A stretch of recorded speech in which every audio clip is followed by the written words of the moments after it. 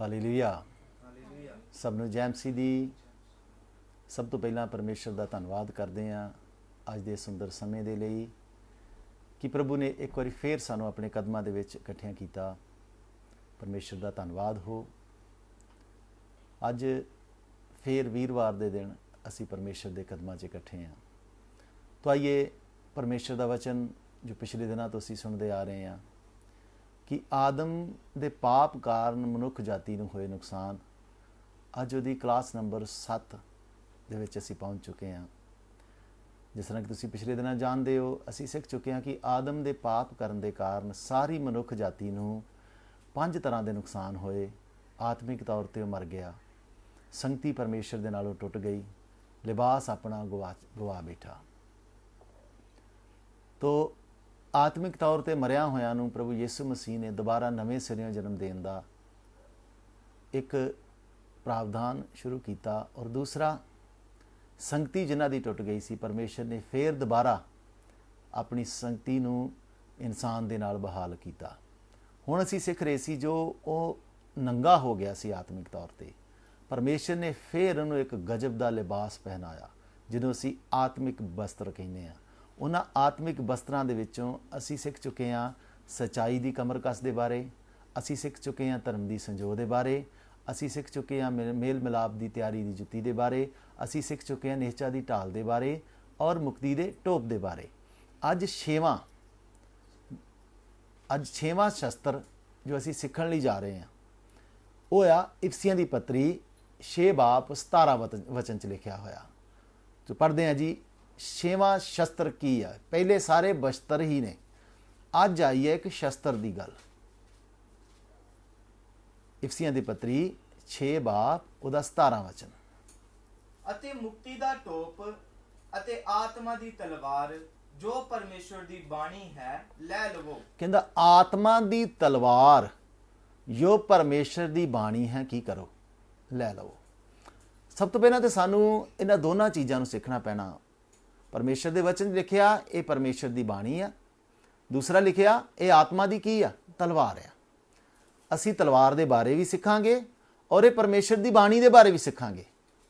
ਸਭ ਤੋਂ ਪਹਿਲਾਂ ਅਸੀਂ ਦੇਖਦੇ ਹਾਂ ਕਿ ਪਰਮੇਸ਼ਰ ਦੀ ਬਾਣੀ, ਇਹਨੂੰ ਕਿਉਂ ਕਿਹਾ ਗਿਆ ਇਹ ਪਰਮੇਸ਼ਰ ਦੀ ਬਾਣੀ, ਔਰ ਪਰਮੇਸ਼ਰ ਦੀ ਬਾਣੀ ਕੀ ਆ? ਪੜ੍ਹਦੇ ਹਾਂ ਜੀ, ਜ਼ਬੂਰ 119 ਉਹਦਾ 105। ਜ਼ਬੂਰ 119 ਦਾ 105 ਵਚਨ। ਤੇਰਾ ਵਚਨ ਮੇਰੇ ਪੈਰਾਂ ਦੇ ਲਈ ਦੀਪਕ ਅਤੇ ਮੇਰੇ ਰਾਹ ਦਾ ਚਾਨਣ ਹੈ। ਇੱਥੇ ਕਹਿੰਦਾ ਤੇਰਾ ਵਚਨ ਮੇਰੇ ਪੈਰਾਂ ਦੇ ਲਈ ਦੀਪਕ ਤੇ ਮੇਰੇ ਰਾਹ ਦਾ ਕੀ ਆ? ਇਹ ਚਾਨਣ ਆ। ਮਤਲਬ ਇਹ ਜੋ ਵਚਨ ਆ ਨਾ, ਜਿਹਦੇ ਬਾਰੇ ਕਿਹਾ ਗਿਆ ਕਿ ਤੁਸੀਂ ਪਰਮੇਸ਼ਰ ਦੇ ਸਾਰੇ ਸ਼ਸਤਰ ਬਸਤਰ ਲੈ ਲਓ ਤੇ ਉਹਨਾਂ ਸਣੇ ਤੁਸੀਂ ਮੁਕਤੀ ਦਾ ਟੋਪ ਔਰ ਪਰਮੇਸ਼ਰ ਦੀ ਆਤਮਾ ਦੀ ਤਲਵਾਰ ਜੋ ਪਰਮੇਸ਼ਰ ਦੀ ਬਾਣੀ ਹੈ ਕੀ ਕਰੋ? ਲੈ ਲਵੋ। ਔਰ ਇਹ ਬਾਣੀ ਸਾਡੇ ਪੈਰਾਂ ਦੇ ਲਈ ਕੀ ਆ? ਦੀਪਕ ਆ। ਮਤਲਬ ਕਿ ਇਹ ਬਾਣੀ ਸਾਨੂੰ ਰੋਸ਼ਨੀ ਦਿੰਦੀ ਆ, ਇਹ ਬਾਣੀ ਸਾਨੂੰ ਰਸਤਾ ਦਿਖਾਉਂਦੀ ਆ, ਇਹ ਬਾਣੀ ਸਾਨੂੰ ਜਿਸ ਮਾਰਗ ਤੇ ਅਸੀਂ ਚੱਲ ਰਹੇ ਹਾਂ ਉਸ ਮਾਰਗ ਦਾ ਹੂਬਹੂ ਸਹੀ ਨਕਸ਼ਾ ਦੱਸਦੀ ਆ, ਤਾਂ ਕਿ ਅਸੀਂ ਕਿਤੇ ਵੀ ਡਿੱਗੀਏ ਨਾ, ਕਿਤੇ ਗਲਤੀ ਨਾ ਕਰੀਏ। ਔਰ ਇਹ ਬਾਣੀ ਸਾਨੂੰ ਕੀ ਚੰਗਾ ਆ ਕੀ ਬੁਰਾ ਆ ਇਹ ਸਭ ਦੀ ਨੌਲੇਜ ਕੀ ਕਰਦੀ ਆ? ਦਿੰਦੀ ਆ। ਜਿਸ ਤਰ੍ਹਾਂ ਅਸੀਂ ਦੁਬਾਰਾ ਪੜ੍ਹੀਏ 119 ਦੀ 105। ਜ਼ਬੂਰ 119 ਦੀ 105।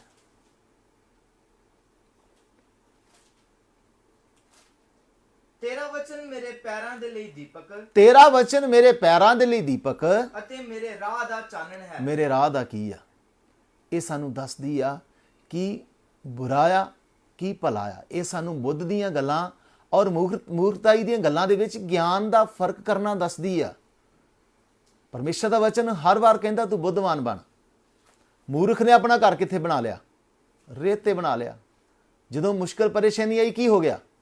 ਇਸ ਤਰ੍ਹਾਂ ਇਹ ਪਰਮੇਸ਼ਰ ਦੀ ਬਾਣੀ ਸਾਨੂੰ ਸਵਰਗੀ ਗਿਆਨ ਦਿੰਦੀ ਹੈ, ਸਾਨੂੰ ਬੁੱਧ ਦਿੰਦੀ, ਸਮਝ ਦਿੰਦੀ ਆ ਔਰ ਸਾਡੇ ਪੈਰਾਂ ਦੇ ਲਈ ਇਹ ਟਾਰਚ ਦਾ ਕੰਮ ਕਰਦੀ ਆ। ਕਿਉਂ ਲਿਖਿਆ ਮੇਰੇ ਪੈਰਾਂ ਦੇ ਲਈ ਇਹ ਚਾਨਣ ਆ ਜਾਂ ਦੀਪਕ ਆ?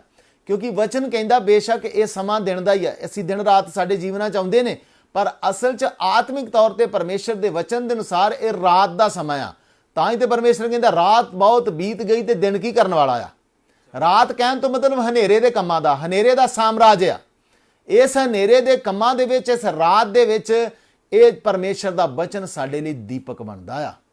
ਇਸ ਕਰਕੇ ਪਰਮੇਸ਼ਰ ਦਾ ਵਚਨ ਕਹਿੰਦਾ ਜੇਕਰ ਤੂੰ ਆਤਮਿਕ ਲੜਾਈ ਜਿੱਤਣਾ ਚਾਹੁੰਦਾ ਆ ਤੇ ਪਰਮੇਸ਼ਰ ਦੇ ਵਚਨ ਨੂੰ ਜੋ ਆਤਮਾ ਦੀ ਤਲਵਾਰ ਹੈ ਕੀ ਕਰ, ਲੈ ਲੈ। ਹੁਣ ਇਹ ਲੈਣ ਦਾ ਮਤਲਬ ਕੀ ਆ? ਮੈਂ ਆਪਣੇ ਜੀਵਨ ਦੇ ਵਿੱਚ ਬੜਿਆਂ ਪਰਮੇਸ਼ਰ ਦੇ ਦਾਸਾਂ ਨੂੰ ਮਿਲਿਆ ਔਰ ਕਈ ਐਸੇ ਦਾਸ ਮੈਂ ਵੇਖੇ ਜਿਹੜੇ ਹੋਰ ਵੀ ਸਿੱਖਣ ਦੇ ਵਿੱਚ ਚਾਹਵਾਨ ਨੇ, ਔਰ ਕਈ ਐਸੇ ਦਾਸਾਂ ਨਾਲ ਮਿਲਿਆ ਜਿਹੜੇ ਕਿ ਉਹ ਸਿੱਖਣਾ ਨਹੀਂ ਚਾਹੁੰਦੇ। ਉਹਨਾਂ ਨਾਲ ਮੈਂ ਗੱਲ ਕੀਤੀ, ਤੁਸੀਂ ਪਰਮੇਸ਼ਰ ਦਾ ਵਚਨ ਸਿੱਖਣਾ ਚਾਹੁੰਦੇ ਹੋ, ਔਰ ਉਹਨਾਂ ਨੇ ਪਰਸਨਲੀ ਇਹ ਆਪਣੇ ਆਪ ਤੇ ਇੱਕ ਕਮੈਂਟ ਕੀਤਾ, ਨਹੀਂ ਪਰਮੇਸ਼ਰ ਮੈਨੂੰ ਕੀ ਕਰ ਰਿਹਾ, ਸਿਖਾ ਰਿਹਾ। ਕੁਝ ਇੱਕ ਪਾਸਟਰਾਂ ਨੂੰ ਮੈਂ ਜਾਣਦਾ ਆ, ਉਹ ਸਿਰਫ ਇਹ ਕੰਮ ਕਰਦੇ ਨੇ, ਬੈਠ ਕੇ ਕਮਰੇ ਦੇ ਵਿੱਚ ਉਹ ਪ੍ਰਾਰਥਨਾ ਹੀ ਕਰੀ ਜਾ ਰਹੇ ਨੇ, ਪ੍ਰਾਰਥਨਾ ਹੀ ਕਰੀ ਜਾ ਰਹੇ। ਜੇਕਰ ਉਹਨਾਂ ਨੂੰ ਸੁਨੇਹਾ ਪਹੁੰਚਾਇਆ ਜਾਏ, ਆਓ ਆ ਕੇ ਪਰਮੇਸ਼ਰ ਦਾ ਵਚਨ ਸਿੱਖ ਲਓ, ਪਰਮੇਸ਼ਰ ਦੇ ਆਤਮਾ ਦੀ ਤਲਵਾਰ ਜੋ ਪਰਮੇਸ਼ਰ ਦੀ ਬਾਣੀ ਹੈ ਲੈ ਲਓ, ਪਰ ਇਸ ਗੱਲ ਵੱਲ ਧਿਆਨ ਹੀ ਨਹੀਂ। ਪਰਮੇਸ਼ਰ ਦਾ ਵਚਨ ਕਹਿੰਦਾ ਸਾਰੇ ਸ਼ਸਤਰ ਬਸਤਰ ਕੀ ਕਰਨੇ ਨੇ? ਹਾਂ, ਪ੍ਰਾਰਥਨਾ ਦੇ ਨਾਲ ਤੁਹਾਡੀ ਨਿਸ਼ਚਾ ਵੱਧ ਜਾਏਗੀ, ਹਾਂ ਪ੍ਰਾਰਥਨਾ ਦੇ ਨਾਲ ਤੁਹਾਡੇ ਸਿਰ ਉੱਤੇ ਮੁਕਤੀ ਦਾ ਟੋਪ ਆ ਜਾਵੇਗਾ, ਪਰ ਵਚਨ ਦੀ ਤਲਵਾਰ ਕਿੱਥੋਂ ਲਓਗੇ? ਇਸ ਕਰਕੇ ਜ਼ਰੂਰੀ ਆ ਸਾਨੂੰ ਸਭਨਾਂ ਨੂੰ ਪਰਮੇਸ਼ਰ ਦਾ ਵਚਨ ਲਗਾਤਾਰ ਸਿੱਖਦੇ ਰਹਿਣ ਦੀ। ਹੁਣ ਮੈਂ ਤੁਹਾਨੂੰ ਵੀ ਸਿਖਾ ਰਿਹਾ ਤੇ ਮੈਂ ਖੁਦ ਵੀ ਸਿੱਖਦਾ। ਜੇ ਮੈਂ ਸਿੱਖਣਾ ਬੰਦ ਕਰ ਦਵਾਂਗਾ, ਮੈਂ ਸਿਖਾ ਵੀ ਨਹੀਂ ਸਕਦਾ। ਇਸ ਕਾਰਨ ਲਗਾਤਾਰ ਪਰਮੇਸ਼ਰ ਦਾ ਵਚਨ ਸਿੱਖਣਾ ਪੈਣਾ। ਤਾਂ ਹੀ ਤੇ ਪਰਮੇਸ਼ਰ ਦੇ ਵਚਨ ਲਿਖਿਆ, ਲਗਾਤਾਰ ਰਸੂਲਾਂ ਦੀ ਸਿੱਖਿਆ ਤੇ ਸੰਗਤੀ 'ਚ ਵੀ ਕੀ ਕੀਤੇ ਰਹੋ, ਲੱਗੇ ਰਹੋ। ਲਗਾਤਾਰ ਰਸੂਲਾਂ ਤੋਂ, ਲਗਾਤਾਰ ਪਰਮੇਸ਼ਰ ਦੇ ਸਿਖਾਉਣ ਵਾਲਿਆਂ ਤੋਂ ਪਰਮੇਸ਼ਰ ਦਾ ਵਚਨ ਸਿੱਖਦੇ ਰਹੋ। ਇਹ ਆ ਇਸ ਆਤਮਾ ਦੀ ਤਲਵਾਰ ਨੂੰ ਜੋ ਪਰਮੇਸ਼ਰ ਦੀ ਬਾਣੀ ਹੈ ਰਿਸੀਵ ਕਰਨਾ, ਲੈ ਲਓ, ਤਾਂ ਕਿ ਤੁਸੀਂ ਬੁਰੇ ਦਿਨਾਂ ਦੇ ਵਿੱਚ ਕੀ ਕਰ ਸਕੋ, ਸਾਹਮਣਾ ਕਰ ਸਕੋ, ਤਾਂ ਜੋ ਤੁਸੀਂ ਬੁਰੇ ਦਿਨਾਂ ਦੇ ਵਿੱਚ ਸਭੋ ਕੁਝ ਮੁਕਾ ਕੇ ਕੀ ਕਰ ਸਕੋ, ਖਲੋ ਸਕੋ। ਇਹ ਦੀਪਕ ਆ, ਰੋਸ਼ਨੀ ਆ, ਇਹ ਚਾਨਣ ਆ ਜਿਹੜਾ ਸਾਨੂੰ ਭਲੇ ਬੁਰੇ ਦੀ ਗਿਆਨ ਤੋਂ ਵਾਕਿਫ ਕਰਦਾ, ਜਿਹੜਾ ਸਾਡੇ ਪੈਰਾਂ ਨੂੰ ਰੋਸ਼ਨੀ ਦਿੰਦਾ ਔਰ ਕੀ ਚੰਗਾ ਆ ਕੀ ਬੁਰਾ ਆ ਉਹ ਸਭ ਦੇ ਬਾਰੇ ਸਾਨੂੰ ਜਾਣਕਾਰੀ ਦਿੰਦਾ ਆ। ਇੱਕ ਵਚਨ ਹੋਰ ਪੜ੍ਹਦੇ ਹਾਂ ਜੀ, ਯਹੋਨਾ ਦੀ ਇੰਜੀਲ 17 ਬਾਬ ਉਹਦਾ 17 ਵਚਨ। ਯਹੋਨਾ ਦੀ ਇੰਜੀਲ 17 ਬਾਬ 17 ਵਚਨ। ਉਹਨਾਂ ਨੂੰ ਸੱਚਾਈ ਨਾਲ ਪਵਿੱਤਰ ਕਰ, ਹਾਂ, ਤੇਰਾ ਵਚਨ ਸੱਚਾਈ ਹੈ। ਤੇਰਾ ਵਚਨ ਸੱਚਾਈ ਹੈ। ਪੜ੍ਹ ਦੋਗੇ ਦੁਬਾਰਾ? ਉਹਨਾਂ ਨੂੰ ਸੱਚਾਈ ਨਾਲ ਪਵਿੱਤਰ ਕਰ, ਉਹਨਾਂ ਨੂੰ ਸੱਚਾਈ ਨਾਲ ਪਵਿੱਤਰ ਕਰੋ, ਤੇਰਾ ਵਚਨ ਸੱਚਾਈ ਹੈ। ਇਹਨੂੰ ਹਿੰਦੀ 'ਚ ਪੜੋ, ਯਹੋਨਾ ਦੀ ਇੰਜੀਲ 17 ਦੀ 17। सत्य के द्वारा उन्हें पवित्र कर, तेरा वचन सत्य है। ਸੱਚ ਦੇ ਦੁਆਰਾ ਉਹਨਾਂ ਨੂੰ ਕੀ ਕਰ, ਪਵਿੱਤਰ ਕਰ, ਤੇ ਤੇਰਾ ਵਚਨ ਹੀ ਕੀ ਆ, ਸੱਚ ਆ। ਇਸ ਵਚਨ ਦੇ ਦੁਆਰਾ ਹੀ ਅਸੀਂ ਪਵਿੱਤਰ ਹੋ ਸਕਦੇ, ਬਿਨਾਂ ਇਸ ਵਚਨ ਤੋਂ ਅਸੀਂ ਪਵਿੱਤਰ ਨਹੀਂ ਹੋ ਸਕਦੇ। ਹੁਣ ਇਹ ਵਚਨ ਪਵਿੱਤਰ ਆ, ਇਹ ਵਚਨ ਸਪਸ਼ਟ ਆ, ਇਹ ਸੱਚਾ ਆ, ਬਿਨਾਂ ਝਿਜਕੇ, ਬਿਨਾਂ ਕਿਸੇ ਸ਼ੱਕ ਦੇ ਅਸੀਂ ਇਹਦੇ ਤੇ ਕੀ ਕਰ ਸਕਦੇ ਹਾਂ, ਵਿਸ਼ਵਾਸ ਕਰ ਸਕਦੇ ਹਾਂ। ਪਰਮੇਸ਼ਰ ਦਾ ਵਚਨ ਮੇਰੇ ਜੀਵਨ ਦਾ ਆਧਾਰ ਆ, ਜਿਹਦੇ ਤੇ ਬਿਨਾਂ ਸ਼ੱਕ ਕੀਤੇ, ਬਿਨਾਂ ਡਾਊਟ ਕੀਤੇ ਮੈਂ ਅੱਖਾਂ ਬੰਦ ਕਰਕੇ ਇਹਦੇ ਤੇ ਕੀ ਕਰ ਸਕਦਾ ਆ, ਵਿਸ਼ਵਾਸ ਕਰ ਸਕਦਾ। ਇਸ ਕਰਕੇ ਪਰਮੇਸ਼ਰ ਦਾ ਵਚਨ ਸੱਚ ਝੂਠ ਦਾ ਫਰਕ ਕਰਕੇ ਦੱਸਦਾ, ਪਰਮੇਸ਼ਰ ਦਾ ਵਚਨ ਸਹੀ ਗਲਤ ਦਾ ਫਰਕ ਕਰਕੇ ਦੱਸਦਾ, ਪਰਮੇਸ਼ਰ ਦਾ ਵਚਨ ਜੋ ਬੁੱਧ ਨੂੰ ਖਰਾਬ ਕਰਦੀਆਂ ਗੱਲਾਂ, ਜੋ ਬੁੱਧਵਾਨ ਚੀਜ਼ਾਂ ਨੇ ਉਹਨਾਂ ਚੀਜ਼ਾਂ ਦਾ ਫਰਕ ਕਰਕੇ ਦੱਸਦਾ, ਔਰ ਪਰਮੇਸ਼ਰ ਦਾ ਵਚਨ ਸੱਚਾ ਆ। ਇਹ ਸੱਚ ਦਾ ਗਿਆਨ ਹੀ, ਪਰਮੇਸ਼ਰ ਦਾ ਵਚਨ ਹੀ ਸਾਨੂੰ ਕੀ ਕਰ ਸਕਦਾ ਆ, ਪਵਿੱਤਰ ਕਰ ਸਕਦਾ। ਔਰ ਹੋਸ਼ਿਆ ਦੀ ਕਿਤਾਬ 4 ਬਾਬ ਉਹਦਾ 6 ਚ ਪਰਮੇਸ਼ਰ ਦਾ ਵਚਨ ਕੀ ਕਹਿੰਦਾ ਹੈ? ਹਾਂਜੀ ਪੜ੍ਹੀਏ। ਮੇਰੀ ਪ੍ਰਜਾ ਗਿਆਨ ਬਹੁਣੀ ਨਾਸ਼ ਹੁੰਦੀ ਹੈ। ਮੇਰੀ ਪ੍ਰਜਾ ਇਸ ਵਚਨ ਦੇ ਗਿਆਨ ਬਾਝੋਂ ਹੀ ਕੀ ਹੋ ਰਹੀ ਆ? ਜੇ ਇਸ ਆਏ ਆਤਮਾ ਦੀ ਤਲਵਾਰ ਤੁਹਾਡੇ ਹੱਥ 'ਚ ਨਹੀਂ ਹੋਵੇਗੀ, ਆਤਮਾ ਦੀ ਤਲਵਾਰ ਤੁਹਾਡੇ ਹੱਥ 'ਚ ਨਹੀਂ ਹੋਵੇਗੀ, ਤੁਸੀਂ ਨਾਸ਼ ਹੋ ਜਾਓਗੇ। ਸਿੱਧਾ ਸਿੱਧਾ ਪਰਮੇਸ਼ਰ ਦਾ ਵਚਨ ਕੀ ਕਹਿੰਦਾ? ਮੇਰੀ ਪ੍ਰਜਾ ਗਿਆਨ ਬਾਝੋਂ ਕੀ ਹੋ ਰਹੀ ਆ? ਜੇ ਨਾਸ਼ ਤੋਂ ਬਚਣਾ ਚਾਹੁੰਦੇ ਕੀ ਕਰਨਾ ਪੈਣਾ? ਇਸ ਆਤਮਾ ਦੀ ਤਲਵਾਰ ਨੂੰ ਜੋ ਪਰਮੇਸ਼ਰ ਦੀ ਬਾਣੀ ਹੈ ਕੀ ਕਰਨਾ ਪੈਣਾ ਆ? ਲੈਣਾ ਪੈਣਾ ਆ। ਤੁਹਾਨੂੰ ਕੋਈ ਆਪਣੇ ਜੀਵਨ 'ਚ ਸਿਖਾਉਣ ਵਾਲਾ ਲੱਭਣਾ ਪੈਣਾ ਆ, ਤੁਹਾਨੂੰ ਕੋਈ ਦਾਨੀਏਲ ਲੱਭਣਾ ਪੈਣਾ ਆ। ਬੇਸ਼ੱਕ ਤੁਸੀਂ ਖੁਦ ਵਚਨ ਪੜ੍ਹਦੇ ਹੋ, ਬੜੀ ਅੱਛੀ ਗੱਲ ਆ, ਹਫਸੀ ਖੋਜਾ ਵੀ ਯਰੂਸ਼ਲਮ ਚ ਆਇਆ, ਵਚਨ ਪੜ੍ਹਦਾ ਜਾ ਰਿਹਾ, ਯਸ਼ਾਇਆ ਨਬੀ ਦੀ ਕਿਤਾਬ ਪੜ੍ਹ ਰਿਹਾ। ਪਰ ਫਿਲਿਪਸ ਨੂੰ ਪਰਮੇਸ਼ਰ ਦੇ ਆਤਮਾ ਨੇ ਕਿਹਾ ਜੋ ਉਹ ਪੜ੍ਹ ਰਿਹਾ ਉਹਨੂੰ ਕੁਝ ਵੀ ਸਮਝ ਨਹੀਂ ਆ ਰਿਹਾ। ਫਿਲਿਪਸ ਝੱਟ ਉਹਦੇ ਕੋਲ ਪਹੁੰਚਿਆ, ਬੋਲਦਾ ਕੀ ਪੜ੍ਹ ਰਿਹਾ ਤੂੰ? ਉਹ ਕਹਿੰਦਾ ਮੈਂ ਯਸ਼ਾਇਆ ਨਬੀ ਦੀ ਕਿਤਾਬ ਪੜ੍ਹ ਰਿਹਾ, ਕੁਝ ਸਮਝ ਆਉਂਦੀ ਆ? ਕਹਿੰਦਾ ਇਹ ਗੱਲਾਂ ਉਹ ਨੇ ਜਦ ਤੱਕ ਕੋਈ ਸਮਝਾਏ ਨਾ ਇਹਨਾਂ ਨੂੰ ਕੀ ਨਹੀਂ ਕਰ ਸਕਦੇ। ਮੇਰੇ ਪਿਆਰਿਓ, ਪਰਮੇਸ਼ਰ ਨੇ ਇਸ ਦੁਨੀਆ ਤੇ ਇਸ ਧਰਤੀ ਤੇ ਸਮਝਾਉਣ ਵਾਲੇ ਵੀ ਰੱਖੇ ਹੋਏ ਨੇ, ਜਿਨ੍ਹਾਂ ਤੋਂ ਤੁਸੀਂ ਇਹਨਾਂ ਵਚਨਾਂ ਦਾ ਜੋ ਸਹੀ ਔਰ ਸਟੀਕ ਗਿਆਨ ਆ ਉਹ ਪ੍ਰਾਪਤ ਕਰ ਸਕਦੇ ਹੋ, ਤਾਂ ਜੋ ਤੁਹਾਡੀ ਔਰ ਤੁਹਾਡੇ ਸੰਪਰਕ ਚ ਆਉਣ ਵਾਲੇ ਸਾਰਿਆਂ ਦੀ ਕੀ ਬਚ ਜਾਵੇ, ਜਾਨ ਬਚ ਜਾਵੇ। ਖਾਸ ਕਰਕੇ ਮੈਂ ਪਰਮੇਸ਼ਰ ਦੇ ਦਾਸਾਂ ਨੂੰ ਜੋ ਸੇਵਾ 'ਚ ਨਿਕਲੇ ਨੇ, ਬਿਨਾਂ ਇਸ ਤਲਵਾਰ ਦੇ ਤੁਸੀਂ ਸੇਵਾ 'ਚ ਸਿੱਧ ਨਹੀਂ ਹੋ ਸਕਦੇ। ਬਿਨਾਂ ਇਸ ਤਲਵਾਰ ਦੇ ਤੁਸੀਂ ਸੇਵਾ 'ਚ ਕਾਮਯਾਬ ਨਹੀਂ ਹੋ ਸਕਦੇ। ਸਭ ਤੋਂ ਪਹਿਲਾਂ ਇਹ ਤਲਵਾਰ ਲਾਓ, ਸਭ ਤੋਂ ਪਹਿਲਾਂ ਇਸ ਤਲਵਾਰ ਨੂੰ ਪ੍ਰਾਪਤ ਕਰੋ, ਫਿਰ ਜਾ ਕੇ ਪਰਮੇਸ਼ਰ ਦੀ ਸੇਵਾ ਕਰੋ। 2-4 ਗਾਣੇ ਗਾਉਣ ਦੇ ਨਾਲ, ਢੋਲਕੀ ਛਾਣੇ ਵਜਾਉਣ ਦੇ ਨਾਲ ਸੇਵਾ ਨਹੀਂ ਸ਼ੁਰੂ ਹੁੰਦੀ। ਪਰਮੇਸ਼ਰ ਦੀ ਸੇਵਾ ਇੱਕ ਆਤਮਿਕ ਲੜਾਈ ਆ। ਇਹਦੇ ਵਾਸਤੇ ਤੁਹਾਨੂੰ ਵਚਨਾਂ ਦਾ ਗਿਆਨ ਹੋਣਾ ਜ਼ਰੂਰੀ ਆ। ਜੇ ਤੁਹਾਨੂੰ ਵਚਨਾਂ ਦਾ ਗਿਆਨ ਨਹੀਂ, ਤੁਸੀਂ ਅੰਨੇ ਹੋ, ਤੇ ਜੇ ਅੰਨੇ ਦੇ ਆਗੂ ਬਣ ਗਏ ਤੇ ਦੋਨਾਂ ਦਾ ਬੇੜਾ ਗਰਕ ਹੋ ਜਾਵੇਗਾ। ਇਸ ਕਰਕੇ ਪ੍ਰਭੂ ਦੇ ਪਿਆਰਿਓ, ਵਿਸ਼ਵਾਸੀਆਂ ਦੇ ਲਈ ਵੀ ਤੇ ਸੇਵਕਾਂ ਦੇ ਲਈ ਵੀ ਇਸ ਵਚਨ ਦੀ ਤਲਵਾਰ ਦਾ ਉਹਨਾਂ ਦੇ ਹੱਥ ਵਿੱਚ ਹੋਣਾ ਜ਼ਰੂਰੀ ਆ। ਨਹੀਂ ਤੇ ਕਹਿੰਦਾ ਗਿਆਨ ਬਾਝੋਂ, ਪਰਮੇਸ਼ਰ ਦੇ ਵਚਨ ਦੇ ਗਿਆਨ ਬਾਝੋਂ ਪਰਮੇਸ਼ਰ ਦੀ ਪ੍ਰਜਾ ਕੀ ਹੋ ਰਹੀ ਆ? ਨਾਸ਼ ਹੋ ਰਹੀ ਹੈ। ਪਹਿਲਾ ਪਤਰਸ 3 ਦੀ 15 ਪੜ੍ਹੀਏ ਜਰਾ। ਪਹਿਲਾ ਪਤਰਸ 3 ਬਾਪ 15 ਵਚਨ। ਸਗੋਂ ਮਸੀਹ ਨੂੰ ਪ੍ਰਭੂ ਕਰਕੇ ਆਪਣੇ ਹਿਰਦੇ ਵਿੱਚ ਪਵਿੱਤਰ ਮੰਨੋ। ਹਾਂ। ਅਤੇ ਜਿਹੜੀ ਤੁਹਾਨੂੰ ਆਸ ਹੈ, ਹਾਂ, ਤੁਸੀਂ ਹਰੇਕ ਨੂੰ ਜੋ ਤੁਹਾਡੇ ਕੋਲੋਂ ਉਹਦਾ ਕਾਰਨ ਪੁੱਛੇ ਉੱਤਰ ਦੇਣ ਨੂੰ ਸਦਾ ਤਿਆਰ ਰਹੋ। ਹਾਂ, ਕਹਿੰਦਾ ਲੋਕ ਯਿਸੂ ਮਸੀਹ ਦੇ ਕਾਰਨ ਤੁਹਾਡੇ ਕੋਲ ਕੀ ਪੁੱਛਣਗੇ? ਸਵਾਲ ਪੁੱਛਣਗੇ, ਨਾ ਵਚਨਾਂ ਦਾ ਜਵਾਬ ਪੁੱਛਣਗੇ, ਤੇ ਤੁਹਾਨੂੰ ਇਹਨਾਂ ਵਚਨਾਂ ਦਾ ਦੂਸਰਿਆਂ ਨੂੰ ਜਵਾਬ ਦੇਣ ਦੇ ਲਈ ਹਮੇਸ਼ਾ ਕੀ ਰਹਿਣਾ ਪੈਣਾ ਆ? ਹਿੰਦੀ ਚ ਪੜੋ ਜਰਾ। ਪਹਿਲਾ ਪਤਰਸ 3 ਦਾ 15। पर मसीह को प्रभु जानकर अपने अपने मन में पवित्र समझो, जो कोई तुमसे तुम्हारी आशा के विषय में कुछ पूछे। ਹਾਂ, ਕਹਿੰਦਾ ਜੇਕਰ ਤੁਹਾਡੀ ਇਸ ਆਸ ਦੇ ਵਿਸ਼ੇ ਚ ਤੁਹਾਨੂੰ ਕੋਈ ਪੁੱਛੇ, उसे उत्तर देने के लिए सर्वदा तैयार रहो। ਉਹਨੂੰ ਉੱਤਰ ਦੇਣ ਲਈ ਵੀ ਸਦਾ ਕੀ ਰਹੋ। ਤੇ ਸਦਾ ਉਹੀ ਤਿਆਰ ਹੋਏਗਾ ਨਾ ਜਿਹਨੇ ਸਿੱਖਿਆ ਹੋਵੇਗਾ, ਜਿਹਨੇ ਪ੍ਰਾਪਤ ਕੀਤਾ ਹੋਵੇਗਾ, ਜਿਹਨੇ ਇਹ ਆਤਮਾ ਦੀ ਤਲਵਾਰ ਲਈ ਹੋਏਗੀ, ਉਹ ਤਲਵਾਰ ਚਲਾਉਣ ਲਈ ਤਿਆਰ ਹੋਏਗਾ ਨਾ। ਇਸ ਕਰਕੇ ਪਰਮੇਸ਼ਰ ਦਾ ਵਚਨ ਕੀ ਕਹਿੰਦਾ ਹੈ? ਇਫਸੀਆਂ 6 ਦੀ 17 ਚ ਕੀ 15 ਤੋਂ ਪੜ੍ਹਨਾ ਸ਼ੁਰੂ ਕਰੀਏ ਜਰਾ ਇੱਕ ਵਾਰ ਗੌਰ ਦੇ ਨਾਲ। ਇਸ ਵਚਨਾਂ ਦੇ ਇਸ ਬਹਾਵ ਨੂੰ ਦੇਖਣਾ, ਪਰਮੇਸ਼ਰ ਦਾ ਵਚਨ ਕਹਿਣਾ ਕੀ ਚਾਹੁੰਦਾ ਆ। ਇਫਸੀਆਂ 6 ਦੀ 16 ਤੇ 17। ਉਹਨਾਂ ਸਭਨਾ ਸਨੇ ਨੇਚਾ ਦੀ ਢਾਲ ਲਵੋ। ਕਹਿੰਦਾ ਬਾਕੀ ਠੀਕ ਆ, ਪਰ ਹੁਣ ਇਹਨਾਂ ਸਭਨਾ ਸਨੇ ਤੁਹਾਡੇ ਹੱਥ ਵਿੱਚ ਨਿਹਚਾ ਦੀ ਕੀ ਹੋਣੀ ਚਾਹੀਦੀ ਆ? ਢਾਲ ਹੋਣੀ ਚਾਹੀਦੀ ਆ। ਹਾਂ, ਜਿਹਦੇ ਨਾਲ ਤੁਸੀਂ ਦੁਸ਼ਟ ਦੇ ਸਾਰੇ ਅਗਨ ਬਾਣਾਂ ਨੂੰ ਬੁਝਾ ਸਕੋਗੇ। ਜਿਹਦੇ ਨਾਲ ਤੁਸੀਂ ਦੁਸ਼ਟ ਦੇ ਸਾਰੇ ਅਗਨ ਬਾਣਾਂ ਨੂੰ ਕੀ ਕਰ ਸਕੋਗੇ? ਨਿਹਚਾ ਦੀ ਜਿਹੜੀ ਢਾਲ ਆ ਨਾ, ਉਹ ਦੂਰ ਦੀ ਲੜਾਈ ਨੂੰ ਰੋਕਣ ਦੇ ਲਈ ਆ।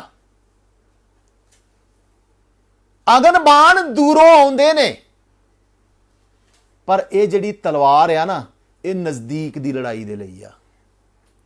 ਤੇ ਮਸੀਹੀ ਲੜਾਈ ਜਾਂ ਆਤਮਿਕ ਲੜਾਈ ਦਾ ਤਰੀਕਾ ਹਮੇਸ਼ਾ ਇਹੀ ਆ, ਇਹ ਨਜ਼ਦੀਕੀ ਲੜਾਈ ਆ। ਇਹ ਸ਼ੈਤਾਨ ਦੇ ਨਾਲ ਤੁਹਾਡਾ ਬਹੁਤ ਨਜ਼ਦੀਕੀ ਇਨਕਾਊਂਟਰ ਆ, ਜਿਹੜਾ ਤਲਵਾਰ ਤੋਂ ਬਿਨਾਂ ਲੜਿਆ ਨਹੀਂ ਜਾਣਾ। ਯਾਦ ਰੱਖੋ, ਤੀਰ ਕਿੱਥੋਂ ਆਉਂਦੇ ਨੇ? ਦੂਰੋਂ। ਪਰ ਜੇਕਰ ਤੁਹਾਡੇ ਕੋਲ ਨਜ਼ਦੀਕ ਆ, ਉਹਨੂੰ ਕਦੇ ਨਾ ਹਰਾਓਗੇ। ਉਹਦੇ ਵਾਸਤੇ ਤੁਹਾਨੂੰ ਕੀ ਕਰਨਾ ਪੈਣਾ? ਤੁਹਾਡੇ ਹੱਥ ਦੇ ਵਿੱਚ ਪਰਮੇਸ਼ਰ ਦੇ ਵਚਨ ਦੀ ਆਤਮਾ ਦੀ ਤਲਵਾਰ ਕੀ ਆ? ਤੁਹਾਡੇ ਹੱਥ 'ਚ ਹੋਣੀ ਚਾਹੀਦੀ। ਕਿਉਂਕਿ ਪਰਮੇਸ਼ਰ ਦਾ ਵਚਨ ਕਹਿੰਦਾ ਸ਼ੈਤਾਨ ਕਿੱਥੇ ਵੇਟ ਕਰ ਰਿਹਾ ਤੇਰਾ? ਸ਼ੈਤਾਨ ਤੇਰਾ ਬੂਹੇ ਤੇ ਖੜਾ ਆ ਤੇ ਤੇਰਾ ਕੀ ਕਰ ਰਿਹਾ ਉਹ? ਤੇ ਵੇਖ ਤੂੰ ਉਹਦੇ ਤੇ ਕੀ ਹੋਣਾ ਈ। ਇਸ ਕਰਕੇ ਪਰਮੇਸ਼ਰ ਦਾ ਵਚਨ ਕੀ ਕਹਿੰਦਾ? ਇਹਨੂੰ ਲੈਣਾ ਹੀ ਪੈਣਾ। ਪੜੋ ਇਫਸੀਆਂ ਦੁਬਾਰਾ। ਅਤੇ ਮੁਕਤੀ ਦਾ ਟੋਪ ਅਤੇ ਆਤਮਾ ਦੀ ਤਲਵਾਰ ਮੁਕਤੀ ਦਾ ਟੋਪ ਔਰ ਆਤਮਾ ਦੀ ਤਲਵਾਰ ਜੋ ਪਰਮੇਸ਼ਵਰ ਦੀ ਬਾਣੀ ਹੈ ਲੈ ਲਵੋ। ਜੋ ਪਰਮੇਸ਼ਰ ਦੀ ਬਾਣੀ ਹੈ ਲੈ ਲਵੋ। ਇਹ ਲੈਣੀ ਆ। ਇਹਨਾਂ ਸਭਨਾ ਸਣੇ ਇਸ ਚੀਜ਼ ਦਾ ਵੀ ਹੋਣਾ ਕੀ ਆ? ਜ਼ਰੂਰੀ ਆ। ਇਸ ਚੀਜ਼ ਦਾ ਹੋਣਾ ਲਾਜ਼ਮੀ ਆ। ਨਹੀਂ ਤੇ ਇਹਦੇ ਤੋਂ ਬਿਨਾ ਆਤਮਿਕ ਲੜਾਈ ਜਾਂ ਆਤਮਿਕ ਸਫਰ असंभव है।